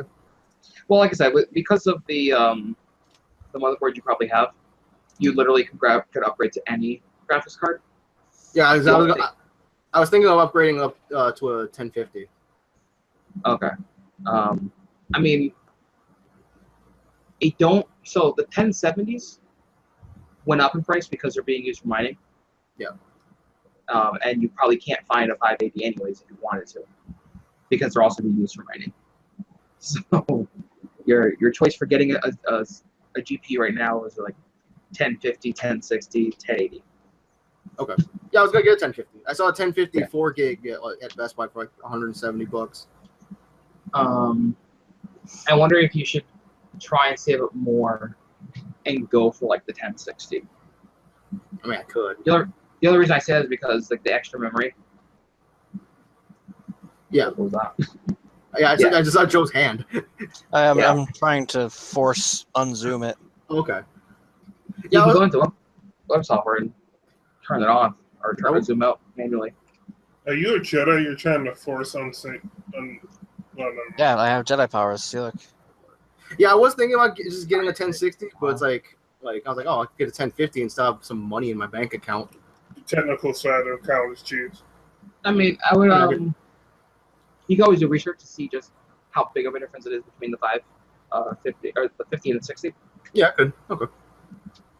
I just know that I think if I was going to upgrade now, it would be probably to like a 1070. Either 1070 or the 580. But that would give you extra room for like later on. Okay. So let's see. I mean, isn't it great how my computer died right as I was going to start talking about Nintendo? Yeah. Somebody's not on my side. I'm trying. Did I even get to say anything about? Did you guys hear me say anything about Nintendo before? I think you literally cut out the moment you said Nintendo, and that was it. So the Nintendo. I'm expecting it to cut out again. So the Nintendo Direct, it was only about 25 minutes, which is I'm like, all right, that's fine. And I mean, this could be a biased opinion, and it probably is because I love Nintendo. But I feel like they did a lot of stuff right in this conference because, especially because they had a Pokemon Direct last week that made a lot of people mad because everybody was like, everybody wanted certain things and they didn't get it. So they start off with they show off a little bit of that ARMS game. They show off a little bit of the Splatoon 2, and then they show off the Pokken DX, which is Pokken on the Switch with the DLC characters included. Yep. And then what was the first thing they showed off, Joe? It was the Xenoblade? Yeah. Glad to cut you off. I do have to leave. I just realized I have a baseball game to go to. That's right. Yep. Okay. So I'll leave you guys that I don't have anything to really add anyways. Okay. So good luck, sir. Yep. Well, see ya. Bye. Fuck my life. How convenient. I wanted to rant about how great Nintendo is, and he left. But yeah, Xenoblade Chronicles 2 with not feeling it guy. Shulk. With not feeling it guy. Yo, there was tits. Yeah, it's growing tits somehow. And then they showed off, I think it was Kirby. Yep, Kirby, Yoshi, Metroid Prime 4. Yep. Yo, actually, we didn't see it because you had gone upstairs. We got 2 Metroid games coming. I heard about that somewhere. And it's because they got the Metroid Prime on the Switch. Yeah. And then they got a classic style Metroid on the 3DS. Ooh, okay.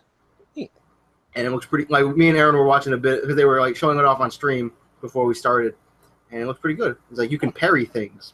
Mm-hmm. Oh, you got parries? Yep. Let's see, and then Fire Emblem Warriors. I'd play that just because I feel like that style of game would fit Fire Emblem pretty well. Yeah. It's not because I like Fire Emblem, but I'm not big on that style of RPG. Yeah. Because it's a strategy thing. Mm-hmm. So, Legend of Zelda DLC. Yep. On that stupid sucky Breath of the Suck. Yo, Breath of the Wild super good. Master Trials, hard mode, more amiibos. And like I told you, legit Pokemon RPG on the Switch. So all you silly people who complained about that Pokemon Direct, millennials,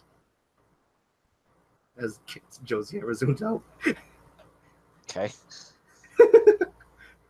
So yeah, all you silly people who complained about Pokemon not being on the Switch, here's your Pokemon game on the Switch. It's even though it won't be out for a while, at least you know it's being made. Yeah. So shut up, please. Did they give any hints to how in detail the RPG is going to be? No, they just said a Pokemon RPG is in the works for the Nintendo Switch.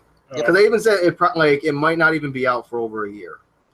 Which is fine because if you're going to make an RPG, please take 2 or 3 years. It's if it's going to be a main series Pokemon game on not a handheld, you got to make sure you do it right. Yep. And then they showed off Super Mario Odyssey. Throw your hat and possess everything. Throw your hat at everything and possess a T-Rex. Yo, I'm a taxi. Beep beep, mofo. Running over children.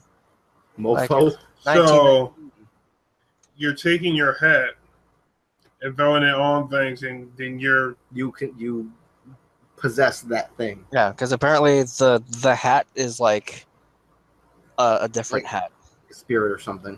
Yeah, it's native form is a white top hat. Yep. And it just like takes possession of your hat, and then you can do stuff with your hat. It's fun though. It's open world Mario like Mario 64 was. Huh. Yeah. I won't knock it until I see it. Yeah. And they got more amiibos coming out. Yeah. Yeah, Nintendo seems to be very gimmicky on these amiibos. They sell. Yeah, well, you know, Amiibos are pretty good. Yeah. Fucking.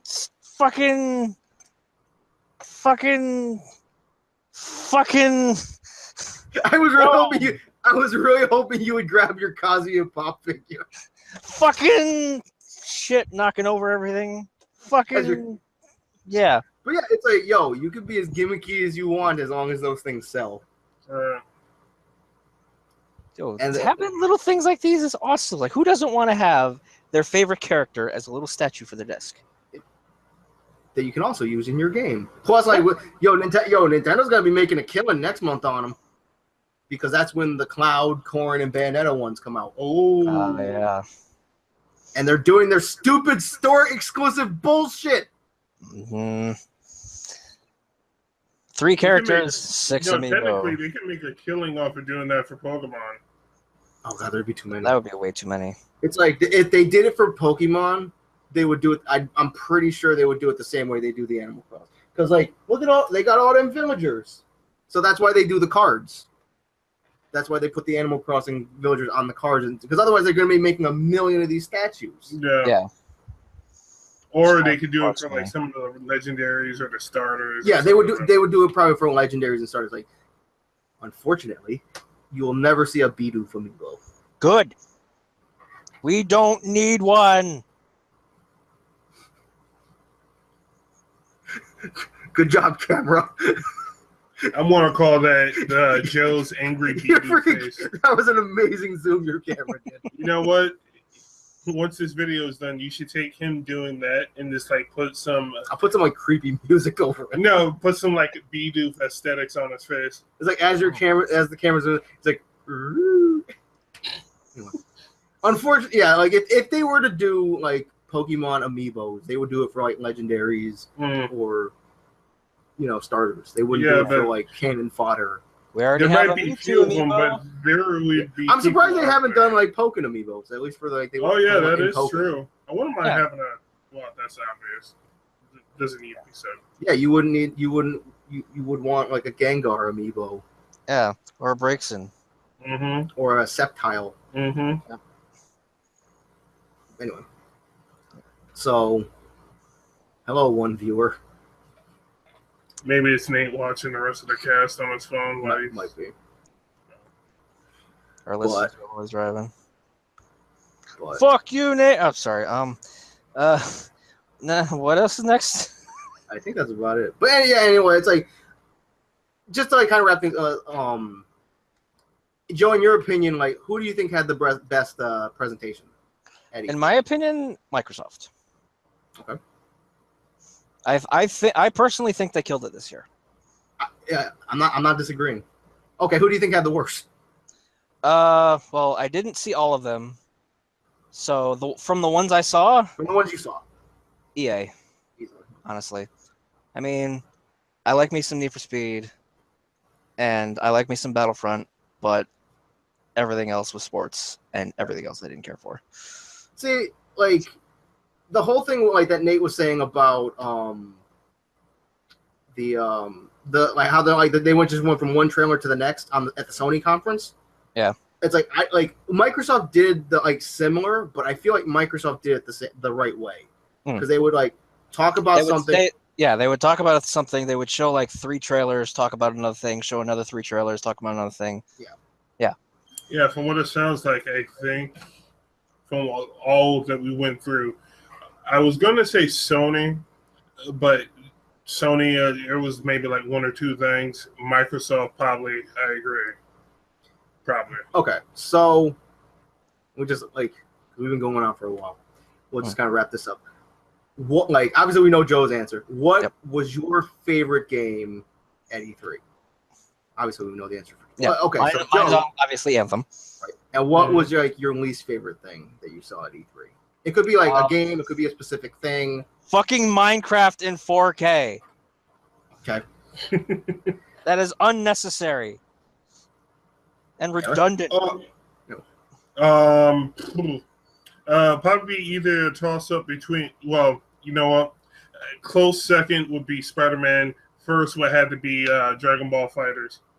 Okay. I'm actually surprised that Spider-Man. Surprised Spider-Man isn't your first. Well, I played those games before, so I knew what I was expecting from the combat. The only thing that really took me by surprise is the voice actor for Spider-Man, and Miles was, the last reveal in the last 5 seconds. So. Okay. Yeah. So, Nate, what about you? I really like that Nintendo Direct. That was pretty cool. Actually, you know what? I'm kind of surprised that Marvel vs. Capcom Infinite was kind of on the weak side. Yeah, I mean the new story trailer was neat. You know what? Okay, go ahead. Okay, well, the demo is okay, but it's a little lacking because, like, number one, it's different from old Marvel. It feels weird. It's actually a legit 4-button fighter now, so like, I don't know. It motions feel weird. Like, the one character I knew better than all of them is Dante, and I tried doing Dante stuff, and it wasn't coming out very well. So, you actually played the demo? Yeah. Yeah. Oh, okay. Yeah, I started downloading it last night, and I played it when I woke up this morning. Oh. Who did they give you to play in the demo? They start off with X and Captain America. Then they move to Chun and Captain Marvel. Then they move to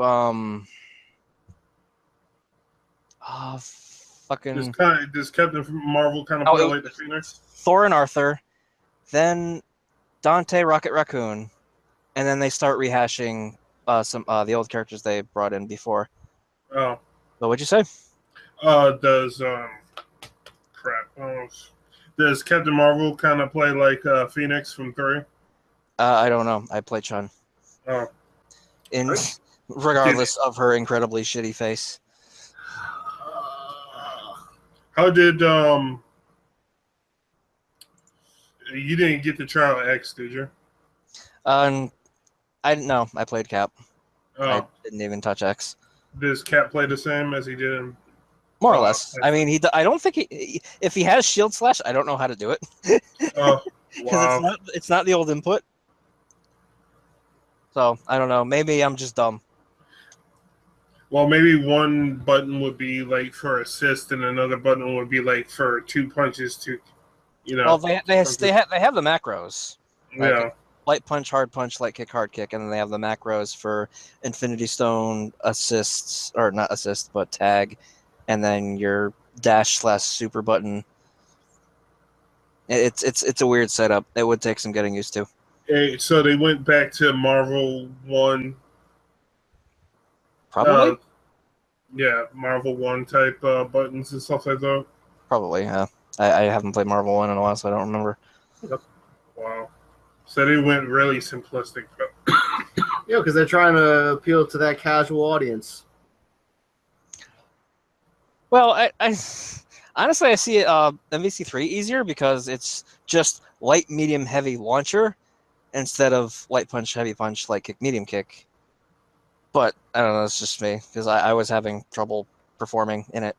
Like I think, in my opinion, like the whole thing with like you saying like Marvel was weak was because like we love our fighting games, and we were just super hype about that Dragon Ball Fighter. Yeah, we were blown away by that Dragon Ball trailer. Yeah, because I'm fairly certain that if that Dragon Ball Fighter wasn't shown, or if we didn't know about it, if it didn't even exist, we might feel a little bit different about Marvel. Yeah, it'd probably still be pretty hype. Yeah. But, speaking of Dragon Ball Fighters, I just showed Al a tweet from Max, and he was saying that. Let me pull it up real quick. All right, one of them says. Yeah, one of them says, yeah. Oh yeah, apparently you can deflect specials back. Okay. You can also. It says there's one button for assist, and let's see. There's another button for the special button. Can also shoot out the Kai blast. Key blast. Yeah.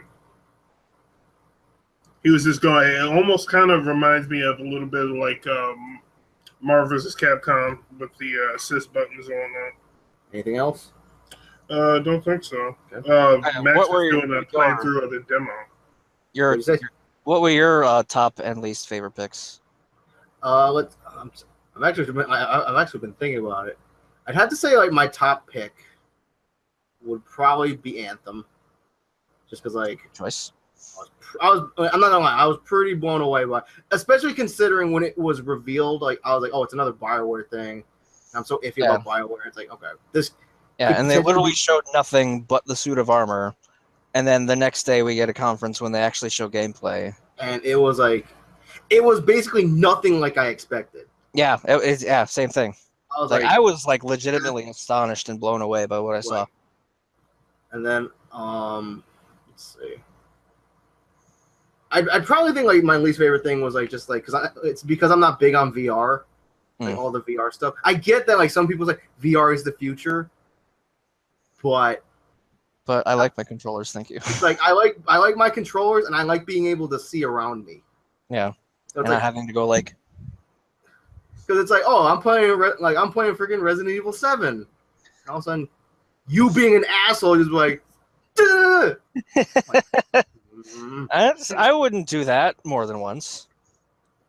Yeah.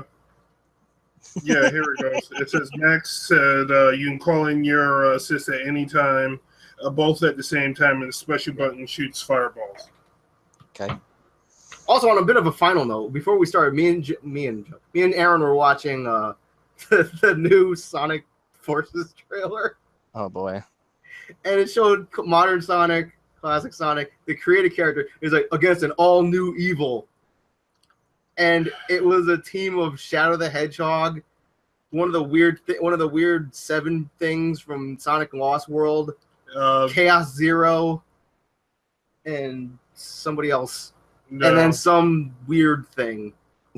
Okay. I was like, I don't even know how to it looked like Shadow's back being anti-hero / anti-villain. I don't know. so it's Shadow being Hooray. Yeah. so Back where he belongs yeah, as a villain. and dead. And dead. Anyway. So I guess on that note, and before my computer crashes again, we can wrap this up. Okay. So, until next week, happy E3, everybody. Hopefully everybody Yay. there is having fun. Oh, speaking of which, I'm surprised they didn't do anything for Kingdom Hearts or the remake for Final Fantasy VII. They did come out with a We Kingdom did have Hearts a new 3. trailer. Yeah. Oh, they did. Yeah, We also did have a new trailer. Ooh. and like next month, I think next month at the D23 convention or whatever, they're gonna be revealing a new world for the game and another new trailer. Okay, So I'll show you the trailer after we're done. but nothing on the remake of 7. Nothing. Good things come to those who wait. Blah blah blah blah. blah. Yeah. Nothing on Valenwood either. Yeah, but All right. yeah. So happy E3, everybody. Hopefully everybody it's whatever. Yeah. We don't care because we're not there. Yeah. Fucking bye.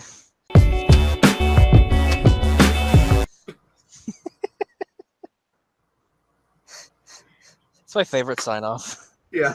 Fucking just leave it. bye. I'll probably just put the outro there. Yes. So Oh fuck! My stomach's beginning to think my throat's been cut. okay. Ugh. Later. Later. I'll see you in like 2 minutes.